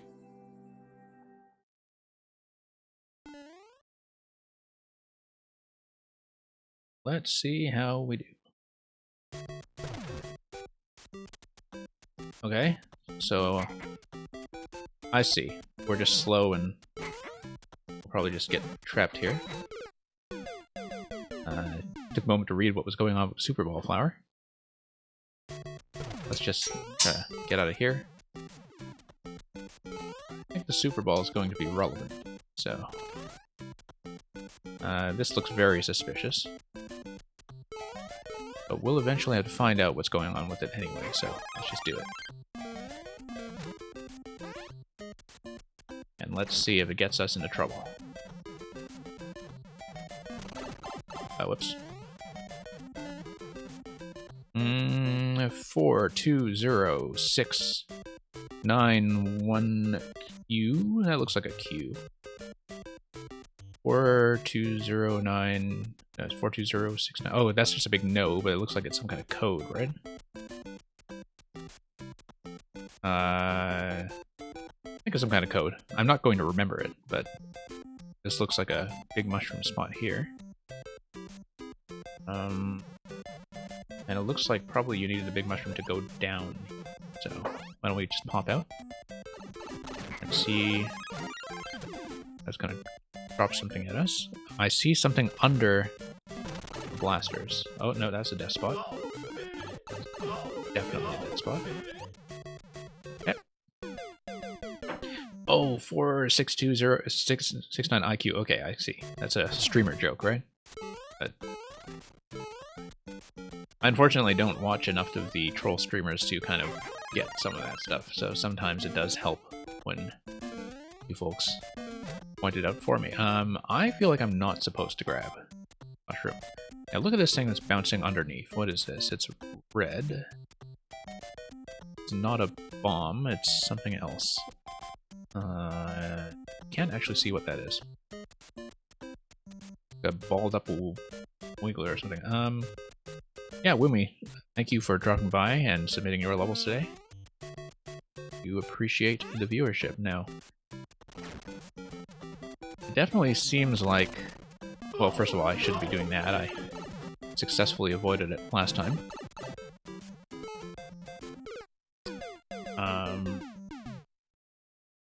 Should probably just not be taking that at all. What is this Super Ball on the left? I don't know.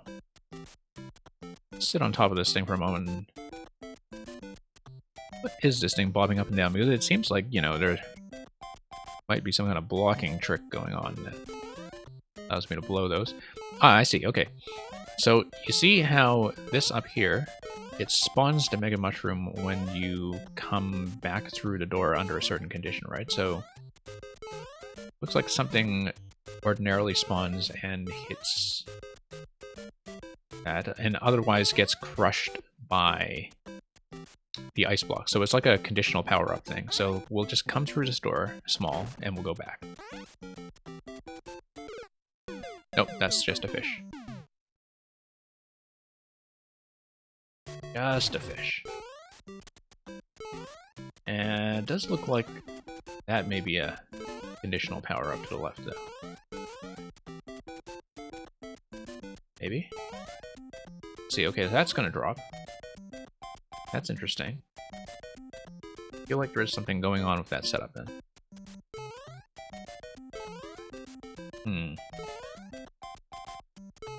Okay, you know what? We'll just take the spike ball segment here.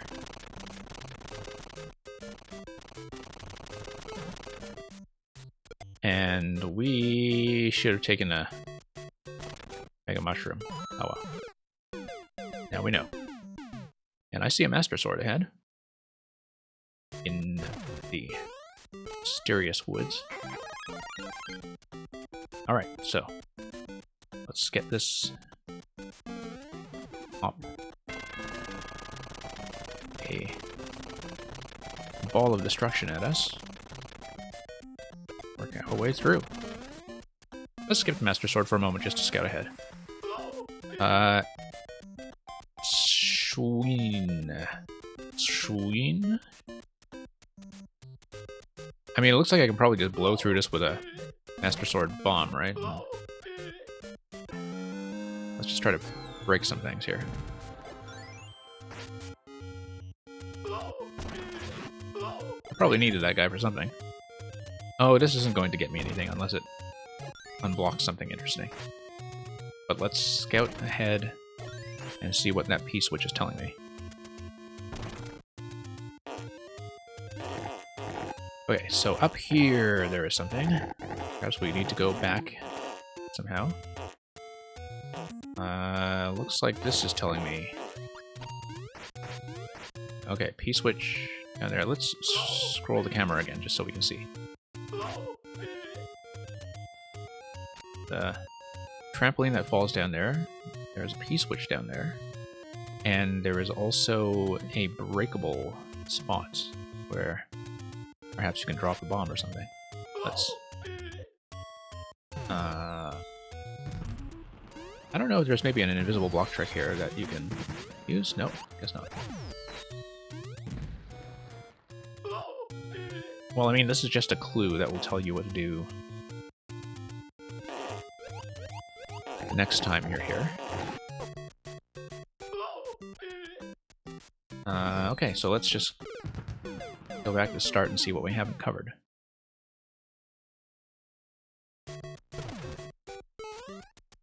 Okay, Spike's gonna come down. And I feel like we need to not get blocked by that. Oh, shoot. No, we need the Mega Mushroom first. We need the Master Sword next, if it's possible to retrace our steps. We need to not scroll so far that we get blocked by the blaster. Okay. I think we have one approach. Doesn't look like any semi-solid blockage there, so let's just go back. We also know at this point that we can shield our way through if necessary. And... yeah, okay. Now this looks like it's something interesting. Let's try to blow that up and see if anything happens. I actually can't even tell what that thing is bobbing in the back. I feel like I should be able to recognize it, but I actually have no... oh, it's... I think it might be a mushroom. Anyway. We have the power of Link now. Which probably doesn't help us get through the Mega Mushroom ceiling on the other side unless we're very careful about bombs. Fire. Maybe. Let's see what's... oh, something up there. No, that's just the on-off that drops the spike. Yeah, the on-off switch in the top left there just drops spike. Well, let's go through with the Master Sword and just see what happens, because I don't necessarily think it will be anything interesting. We've seen the sort of bomb and P-switch slot that is on the right side of this whole segment, but we don't know how to reach it yet. And let's take a hit from the fish. From the fish bones. And that's not going to give us anything. Okay. Well, there was some kind of clue here for all this. Also, it looks like this could theoretically be hit with the Master Sword. Oh, and this could be bombed with the Master Sword too, perhaps. Okay, we'll try that next. That looks very suspicious. So, let's grab this. Let's spike our way through. Yeah, it looks like that is something. That little slot there. So, grab the sword, go back.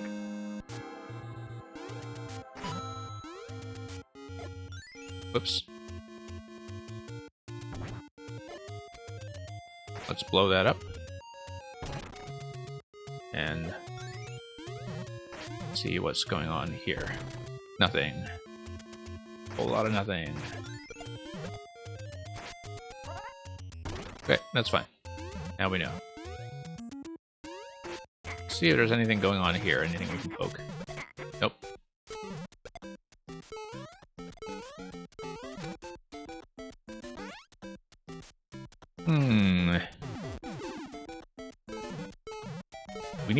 Okay, so we know we need the Mega Mushroom to break through here, but that led us to a dead end earlier. Possibly there was something going on with a dead end that we are clued into by the P-switch clue that we had when we took the Master Sword to the bottom right. So let's just look at this segment again, just to see what's going on. Oh, whoops. I don't know if I was supposed to do that. Maybe I just run through here and damage boost. Through the lower segment, but then that just runs you into the bumper, so I guess not.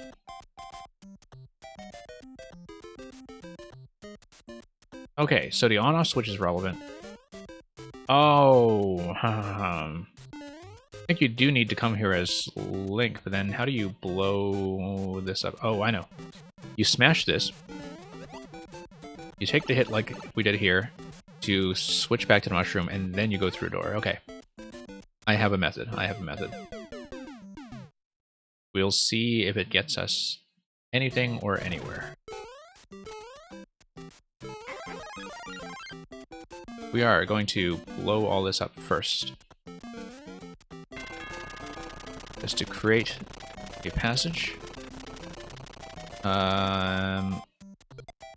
Yeah. It's going to open the path to the Master Sword, and we're going to come back for the sword later. We're going to go through and then knock out this ceiling.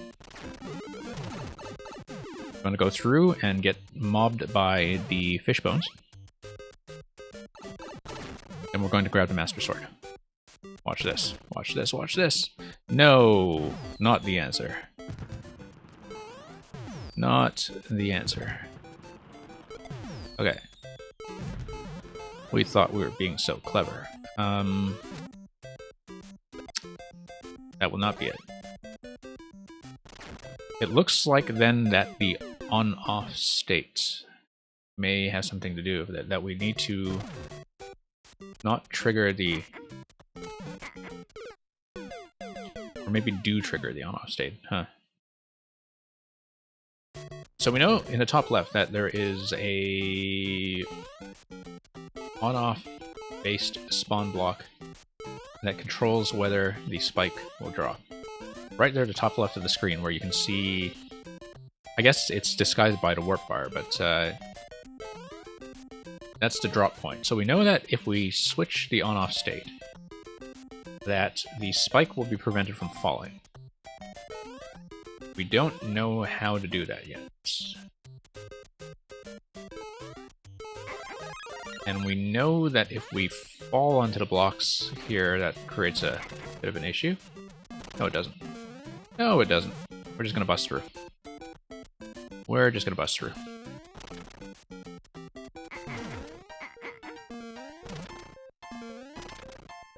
We don't want to bust through both of those blocks, I don't think.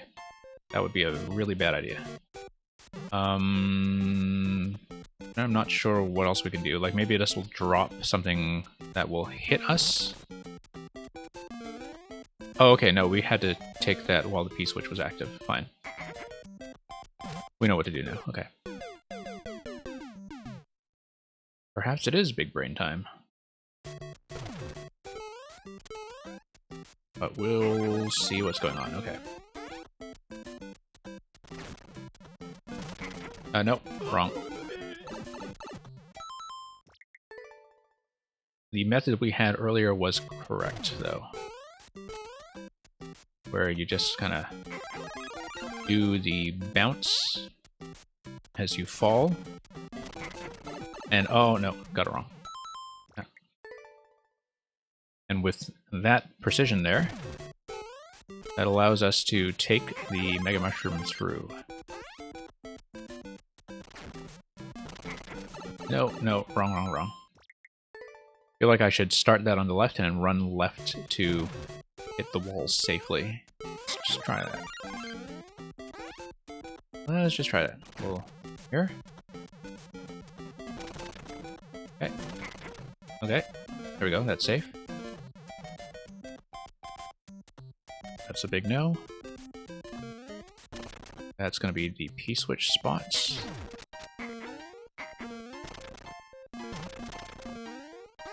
We'll go there while the P-switch is still active, just to see. And we got trapped. So we need a squish death here. So yeah, basically we need to not...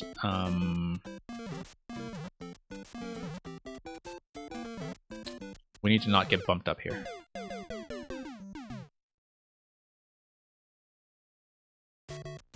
I didn't really get a good look at the mechanism that bounced us that time, but... Oh, whoops. Ah, that was slip. That was a big slip. Okay.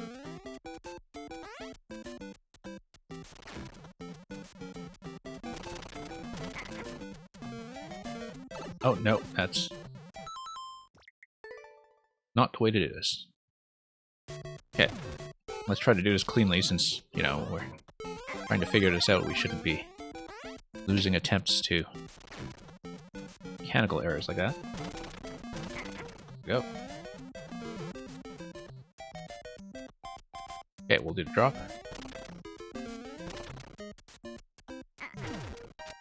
Nope. Oh, how do we... Oh, okay, we got trapped under the one-way and then we slipped. You just made an evil anti-soft lock. Okay.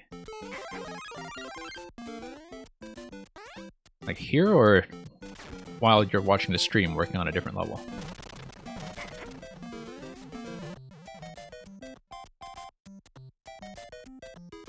Okay. Notice this little on-off thing here as well. I guess that would be something like a blaster, you know, just kind of blocking your progress, but who knows what that is.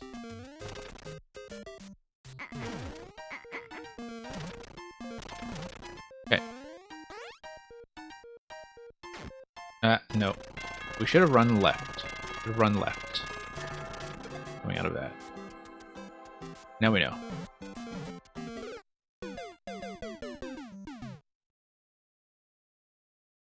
Spiag, you know, it's a troll level, that's fine. It's, like, I don't know how much of this is part of the intended puzzle, or if I'm getting stuck on anything really silly in particular.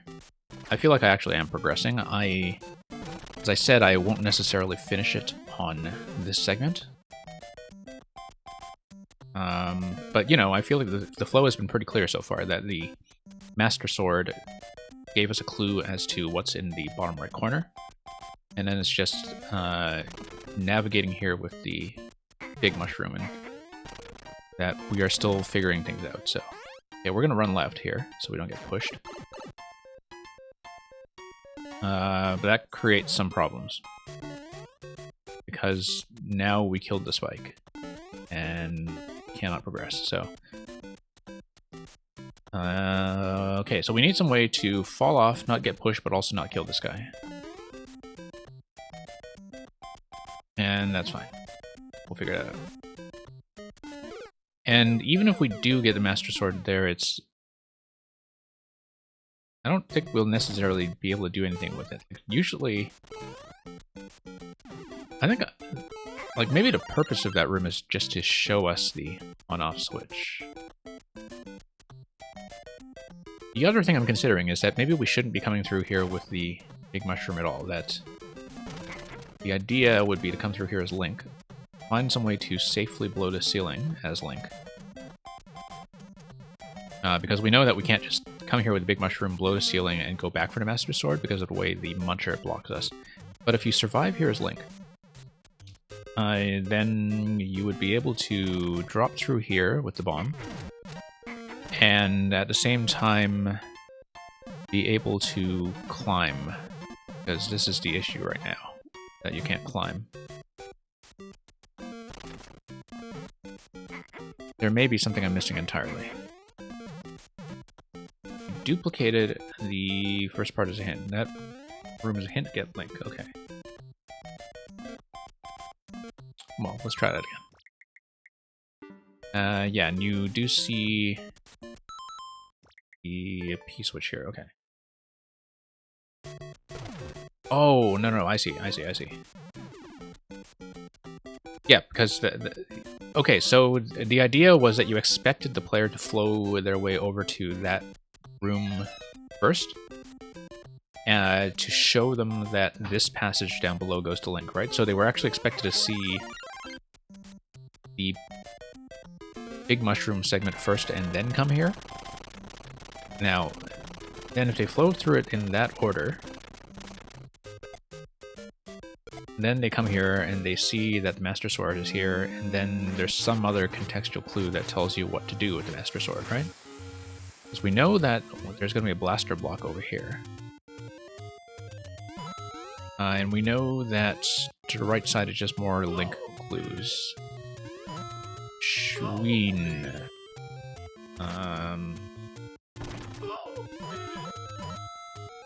Yeah, because I guess I don't know what this part is trying to tell me. Because clearly, you know, this gets you stuck. So you're supposed to go back instead of coming over here. Like, you're supposed to go back as Link. Okay. I see.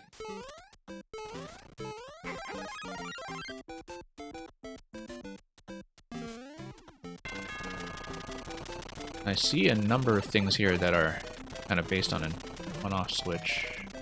Whoops, I blew this.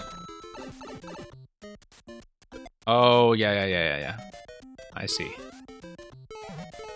I probably should have figured that out, but given all the people who were drawing Schweens in my chat at the beginning of the stream, like, that was a bit of a thing earlier today that was maybe getting a little bit out of control. You would think I'd learn how to recognize that by now. So why don't we go back to grab the Master Schween and then see what we can do with it.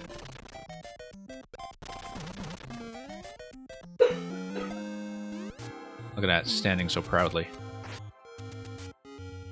And, okay, so we kind of bombed that segment already to see what's there, and we couldn't see anything there. We haven't really done anything with this Super Ball bit to the left yet. In terms of, you know, whether there's maybe something invisible we can poke, or...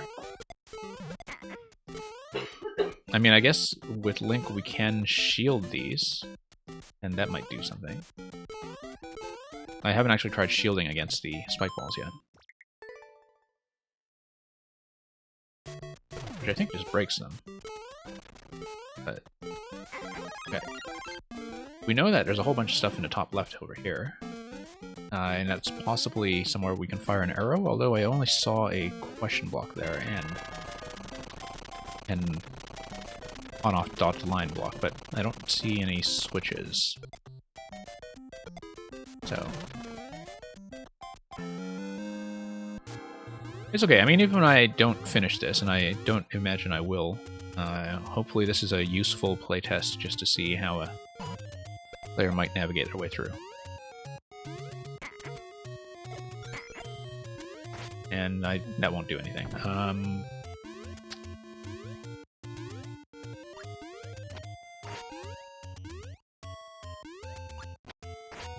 Okay, I do see the on-off block there.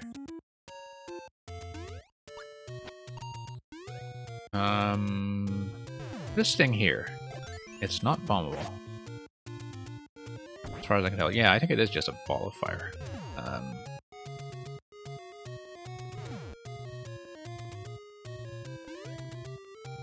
Okay. We know there's a little spike that kind of drops in on the other side. I would basically need a safe way to blow the ceiling while keeping Link. No, because that just... Well, yeah, that would take us up to the vine segment. I don't know, we can try that. You know, by kind of poke this thing. Oh, look at that. Look at that, it works. So what we're going to do this time is drop down this way and go up the vine. Down on the P-switch. And up. Wasn't the correct solution? Okay, well.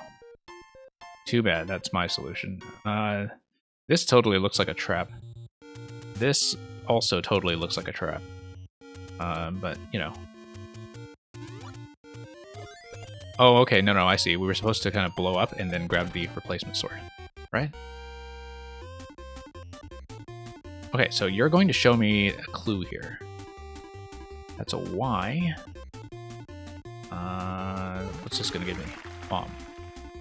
Okay, so you're telling me that I do want to hit that, because when I hit that, that's going to toggle on-off. Okay, I get it. Wasn't the correct solution? Well, that is the solution I will go with, and you can tell me what it's supposed to be, actually, since I already have another method for it. Whoops.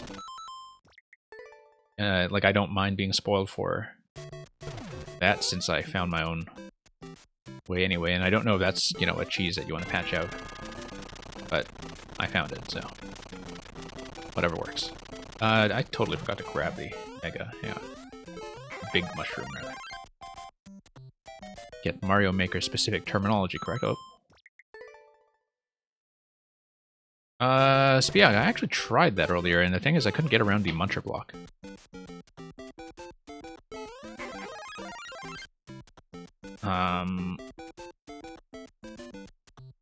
Like, I actually tried that very early on, and I thought the issue is that, like, you need the big mushroom to break your way over to Link, like, to the Master Sword in the first place, right? And by the time you come back, the Muncher stops you from proceeding. And that was the issue. Like, I was running into the Muncher over here. You blow up the blocks with Spike last. Okay, but then if you blow up the blocks with Spike last, then how do you get through the question blocks over here, right? Because I was thinking that you had to come over here first, because otherwise you don't have access through here. Unless there is some kind of on-off toggle that, you know, changes things in the level. Oh, you get another big mushroom. Okay, I see. The one that drops down from... Yeah, okay.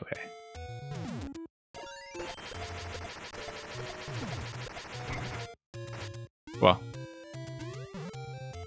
my way works as well, so I'll just do it this way. Let's hit the P-switch. Okay, we want to toggle the on-off. And then what happens? Scroll lock. And what does the scroll lock do for us? It gives us passage through here. Good. And then POW block. Now there is another on-off there that seems like it might do something. CP1, okay. Seems like the purpose of that on-off would just be to give me passage through here, right? Unless it's just creating some kind of block. Like, it seems like now these are open, it's going to create some kind of spawn blocking mechanism, but who knows. Let's just go down and see what happens. Hi! Yeah, hello to you too. Okay, I see. And then that's a crush death. So. Well, if we are supposedly close to CP1, I will try to hit CP1, and then I will likely stop there. But I hope this was a useful playtest anyway of the parts we have seen so far. Because at least you know that, if you want to patch out my link method, you can do that. But I don't know that I would have... Well, I was pretty close to figuring it out the other way, it's just that I gave up on it a bit too early, I think.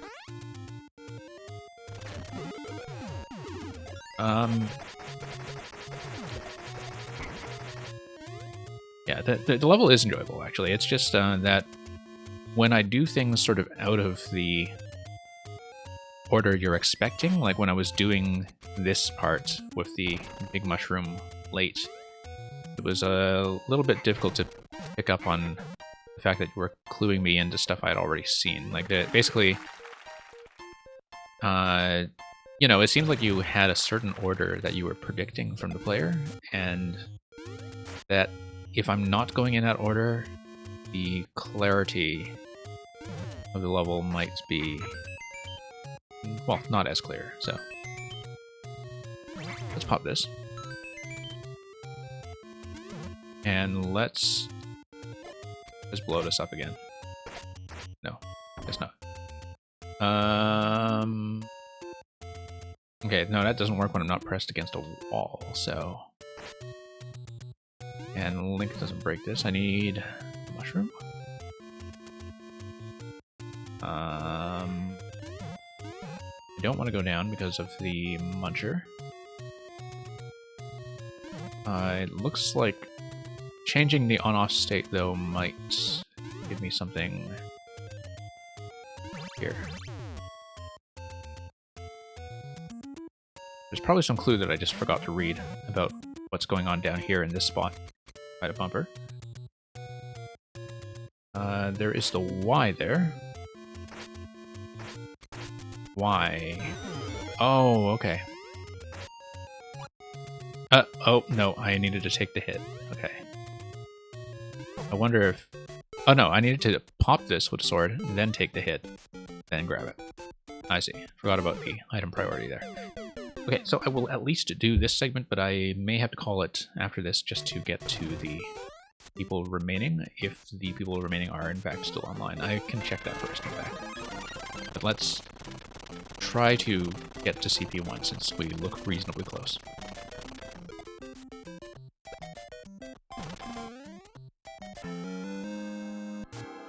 But yeah, I mean, with control levels, sometimes I just don't expect to finish them in a short amount of time, and you're always welcome to resubmit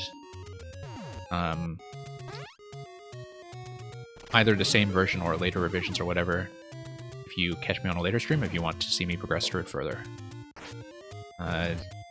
If I were still open to submissions, like if this were early in the stream, I would actually just sometimes return to the same level multiple times. Just so I can get to different people. I won't be able to do that today. But, again, even if I don't finish, I try to make the footage something that will be useful to the creator. So I hope this was something that was a helpful experience. Pop this. Pop this. Pop this. There we go. Oh, we needed to hit this thing. Okay.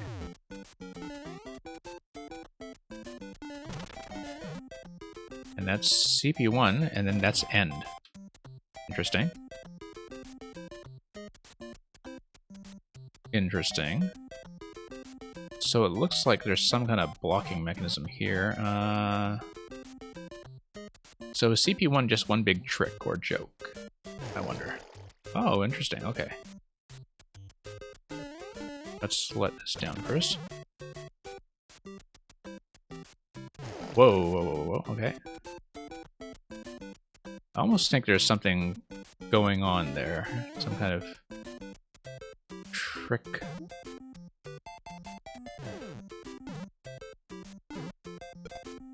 Okay, maybe not. I'm gonna skip the checkpoint just to see what happens if we skip the checkpoint. And that is a down Y. That tells me to Pegasus Dash.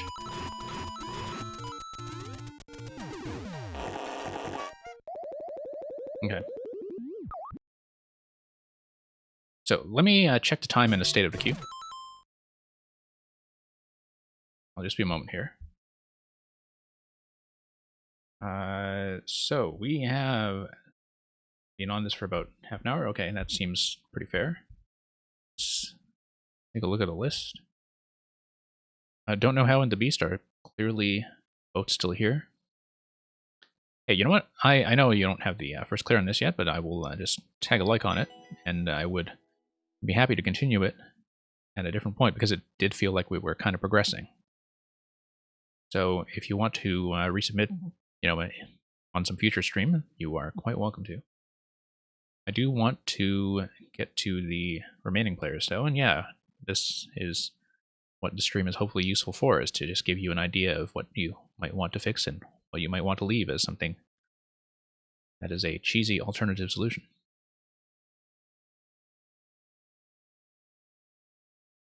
So let's get through the other two here, and that will probably be it afterwards. Yep, I know you are here. I don't know how, but I know you are here. 3 WG. Okay. Ultimate sound effect quiz. Okay, we'll need to listen carefully.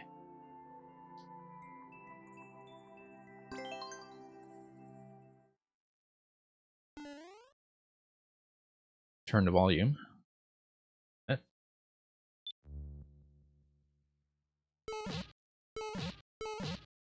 I mean, that's just a cat paw, right? Unless there's something else I'm supposed to be looking for. I suppose that's just a cat paw. Okay, so the idea would be that I just match up the correct door, yeah. So that introduces the concept. Interesting, it's sort of an effect-based spot of difference. Ah, so it's like a memory game. Firework, woo, and burst. Nope. Nope. Here we go. Interesting. I actually have not seen this precise concept. I've seen kind of memory games before, but not this. Burst, burst,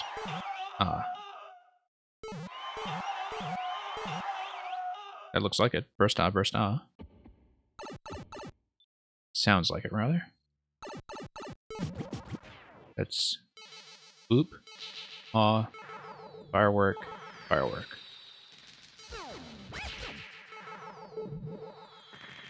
That looks correct. And one last one to come.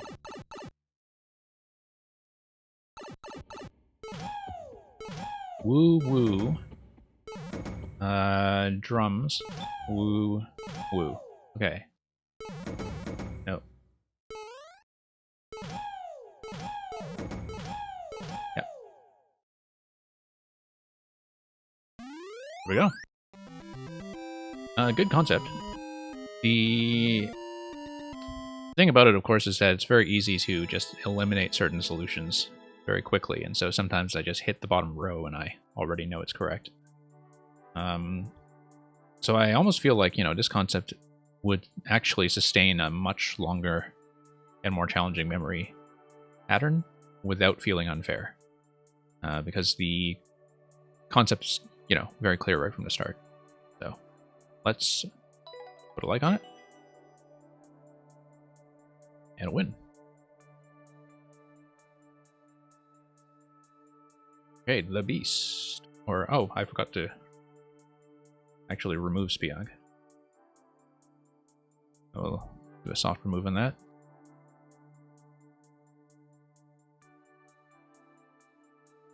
I don't know how. I think that concept would actually be great for a harder version.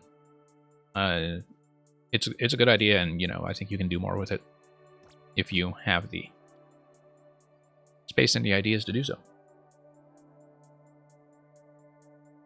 But yeah, definitely sound-based levels like that. I don't see very many of them, and I think there's a lot that can be done with the sound effects that feel very interactive, that are not something like your typical music level. So.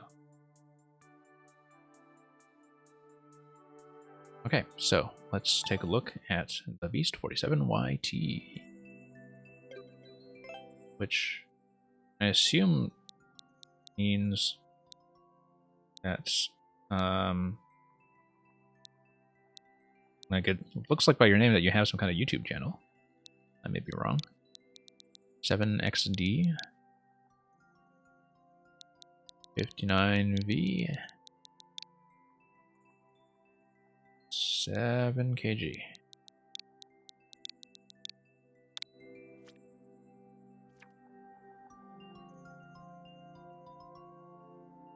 Okay, Dummytown USA, the bootleg. Like the cover image already, very hypey. Got about a 2% from Small Brain. Let's take a look. Now, just given time, this will likely be the last one we do today, since it is the last one to clear from the queue. But we'll see how it goes. Okay, those are just bullets. And, okay, no punishment for being slow. Is this just a bullet? Yes. You know what? Let's just go up.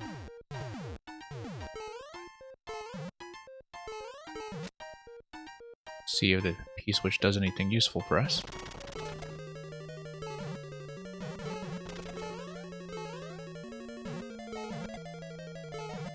High classy. High classy. Okay, yeah. Pump the munchers. Oh, okay. Hit the P and then that'll let us go through the pipe. And that's just a muncher death spot on the other side. Okay, we'll grab the key. Oh, whoops. Oh, we just didn't even look at the one at the bottom of the stack. Okay, so we didn't trigger the P-switch. Is this timer-based? Looks like it might be timer-based, actually. No, yeah.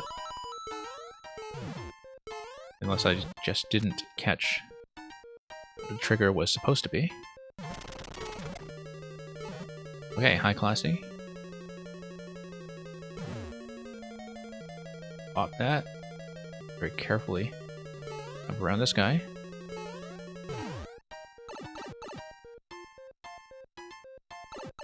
Grab the key. Watch out for the one on the bottom. Oh, I see. Okay, maybe we're not supposed to grab the key, because if we don't grab the key, we're allowed to climb. Yeah. And you see another locked door as well, which will be a very similar segment, I think, where... Oh. Okay, we've got to get in here from the side. And get bounced up. Hey, don't know how. Thank you for dropping by and sending me your level state. Whoops.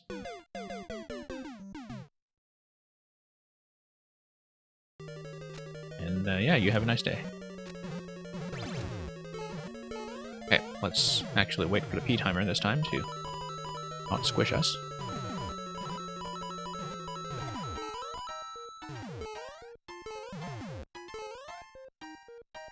Then through here we go. Haven't actually seen that middle segment yet, but this assumes... Well, this seems rather to be progress through the level, and so whoops, big miss. Big miss. Okay. No, mistake.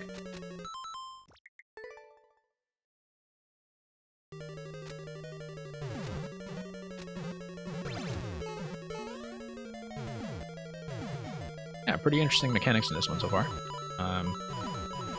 Like, it feels like a very standard playable level. There is a little bit of waiting for some of the switch activations like this, but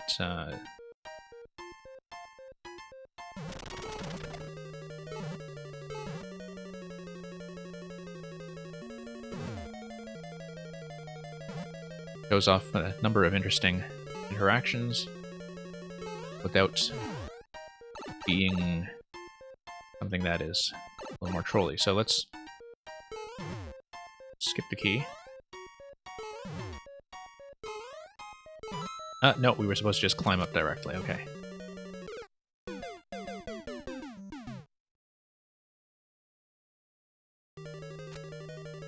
And we'll just need to remember in this subworld that we will need to dodge another key later on.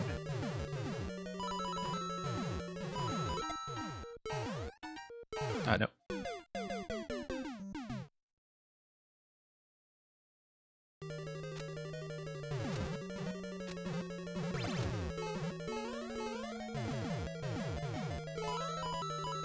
Yeah, I mean, you know, you maybe... Like, I don't know if this is really intended to be one. Obviously, there are some things like the dodge to key segment that are pretty common to kind of a troll-style trick. I'm honestly fairly new to playing them myself, so... but... Like, there are a lot of really normal-feeling interactions here that I think are just fine as is. Like the mantra trap here, now that I see that it's very much a deliberate trap, is actually pretty neat. Yeah, so this is a secondary key check, I see. I'm gonna see what's over here. Okay, it looks like that's some kind of scroll break. We'll just let that carve a path for us.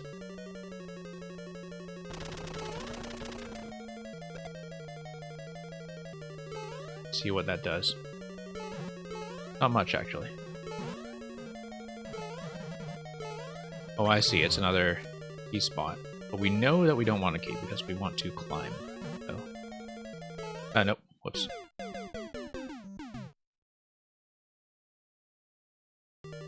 Okay. Let's kind of wait this one out again. And I know that I haven't seen the middle segment here at all. Yeah.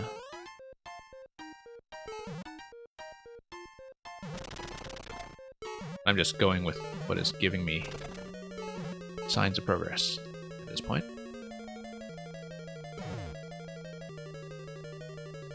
Dodge that stuff.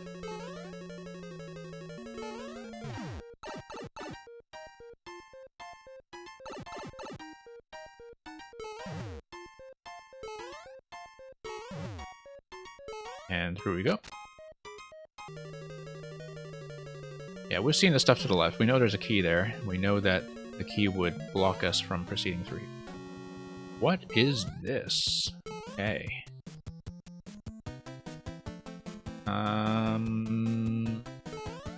We'll just have to see it.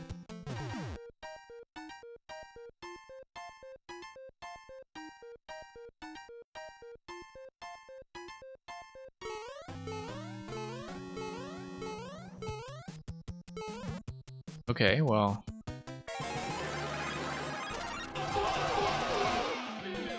Now, why does that drop us into... Oh, I see, okay. We have to let the stars expire before plummeting all the way to the bottom. We're supposed to do that at all.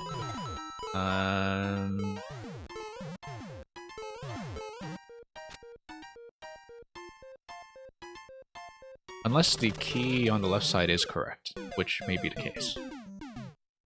Because the fact that you have pink coins tells me that there is a third key in this level. So we have two keys that we know about so far. We know we need to dodge the first one. We know there are 2 key doors that lead to the lava, which is why we dodged the first door. We don't actually know that the second key door is hazardous, because it may be that we need to grab that key on the left side after all, since that seemed to be semi-hidden anyway. Let's dodge this. Yeah.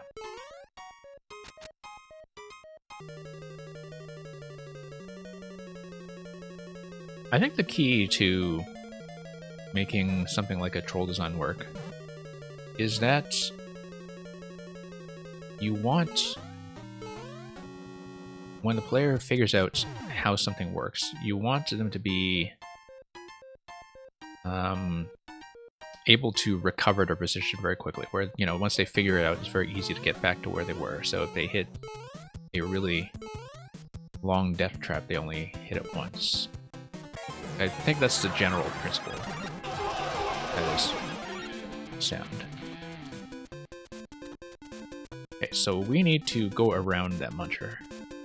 That's okay. We'll just need to take damage until we do.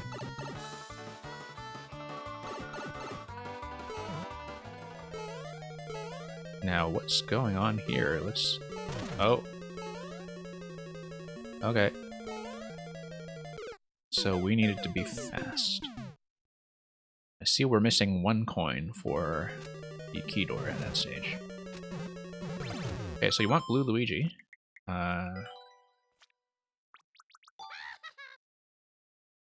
So that will... Yeah, we just started this attempt, so I'll just restart this and make that take effect immediately. Let me just process your request. It's granted. And do this again.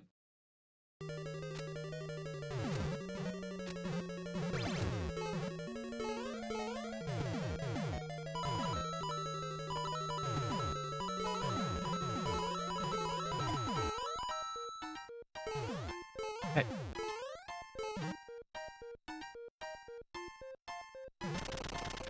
Hop our way through. Whoa. Getting a bit impatient there.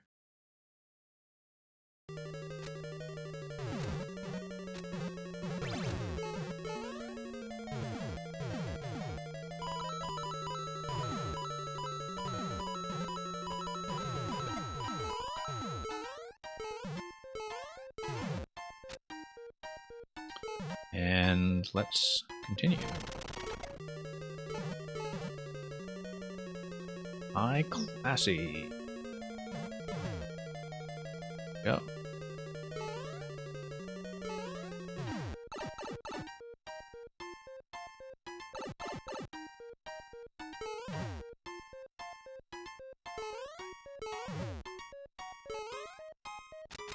Okay.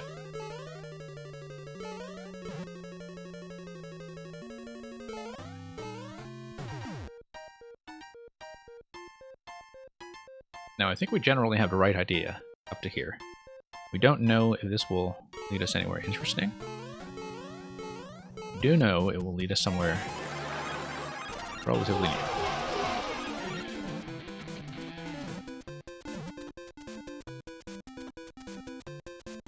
And we'll just wait out this part.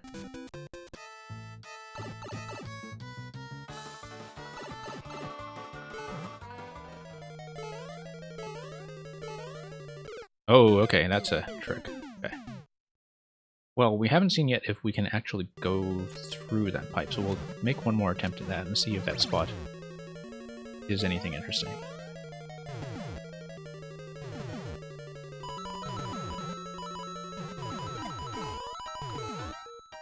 Okay.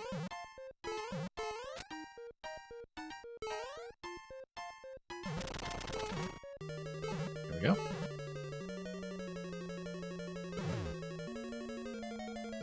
It's not yet bumped.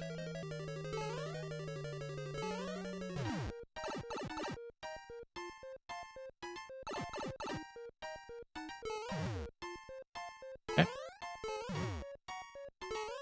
I like the change in height in those Muncher stacks, by the way. You have 1 and N2. It's kind of a nice but relatively harmless way to keep the player on their toes.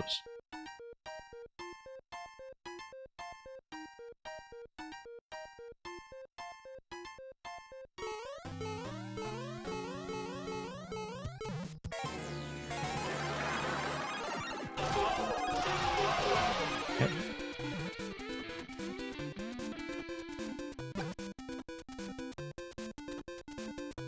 Same method as before, but we'll be a bit careful about the spawn from the last pipe. And we'll see.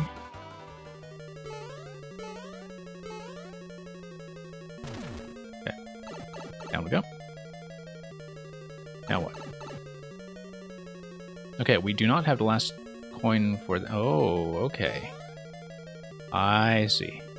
So, this is meant to suggest to me that these doors are matched, but I bet when I go through this door it's going to drop me into the pit, because we should have taken the second door on the way up the vine in the first place. No. Okay, no, that's surprising. But we do not want to hit the P's because they will drop us to our doom.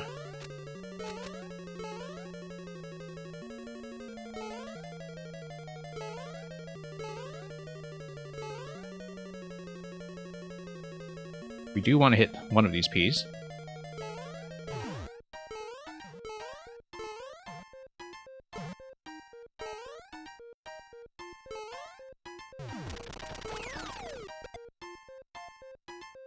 Grab that checkpoint. And then... Okay. I'm thinking the upper path for the reason that... Well, one of these is going to probably trap us in invisible blocks or something. Maybe there are some interesting spawns. Oh, that's a cool effect. Did I take the door? Yeah, we'll take the door.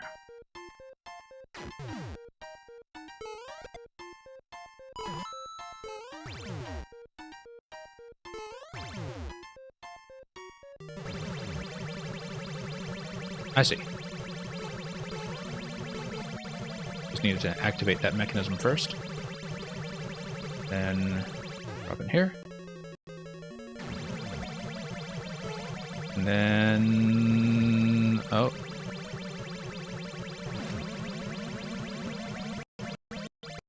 Okay, that's kind of neat. I think I had seen that interaction before, but didn't really remember it.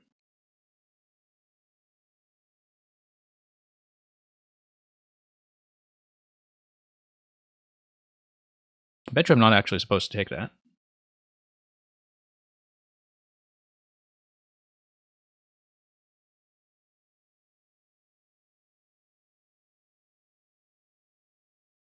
Okay, game audio isn't working? Yeah, just give me a moment to fix that.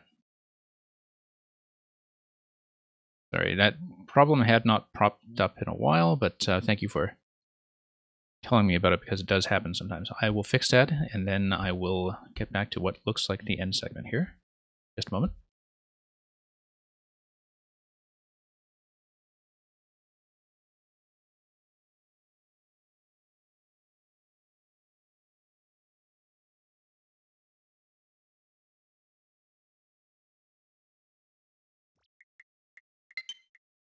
Okay, it should be working now. Let me... back here. Now, is this truly the end, TY? Or is that a trick? Trick. TY. I feel like with all the thanks you're giving me, that it's gotta be a trick. And that the actual gate is like somewhere down there. You know, like down below. But I haven't been tracking which subworld I'm in. So maybe I'm totally wrong. TKR something. Sorry, what does it say? Okay. I don't know what it says. Oh. We got it.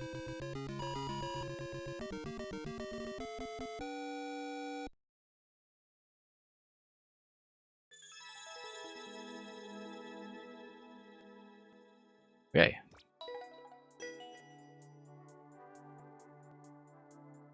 So, thank you for dropping by today and showing me that level. Yeah, I do think that was fairly pleasant. I mean, you know, there's a bit of troll navigation here and there, but it's not like it's something that makes me repeat very much, and some of that was just a series of obstacles that I could react to, but still with some interesting mechanics to look at. So with that, that will be the last level I play today. So thanks for watching, and have a good day. The typical thing I'll do is send whoever is remaining off to hopefully another viewer stream that is starting up. I think you were saying earlier when you came in that it was a bit difficult to find anybody doing viewer levels in English today, so why don't I search for that quickly and maybe pass you off to somebody who is on. But with that, that will be all from me.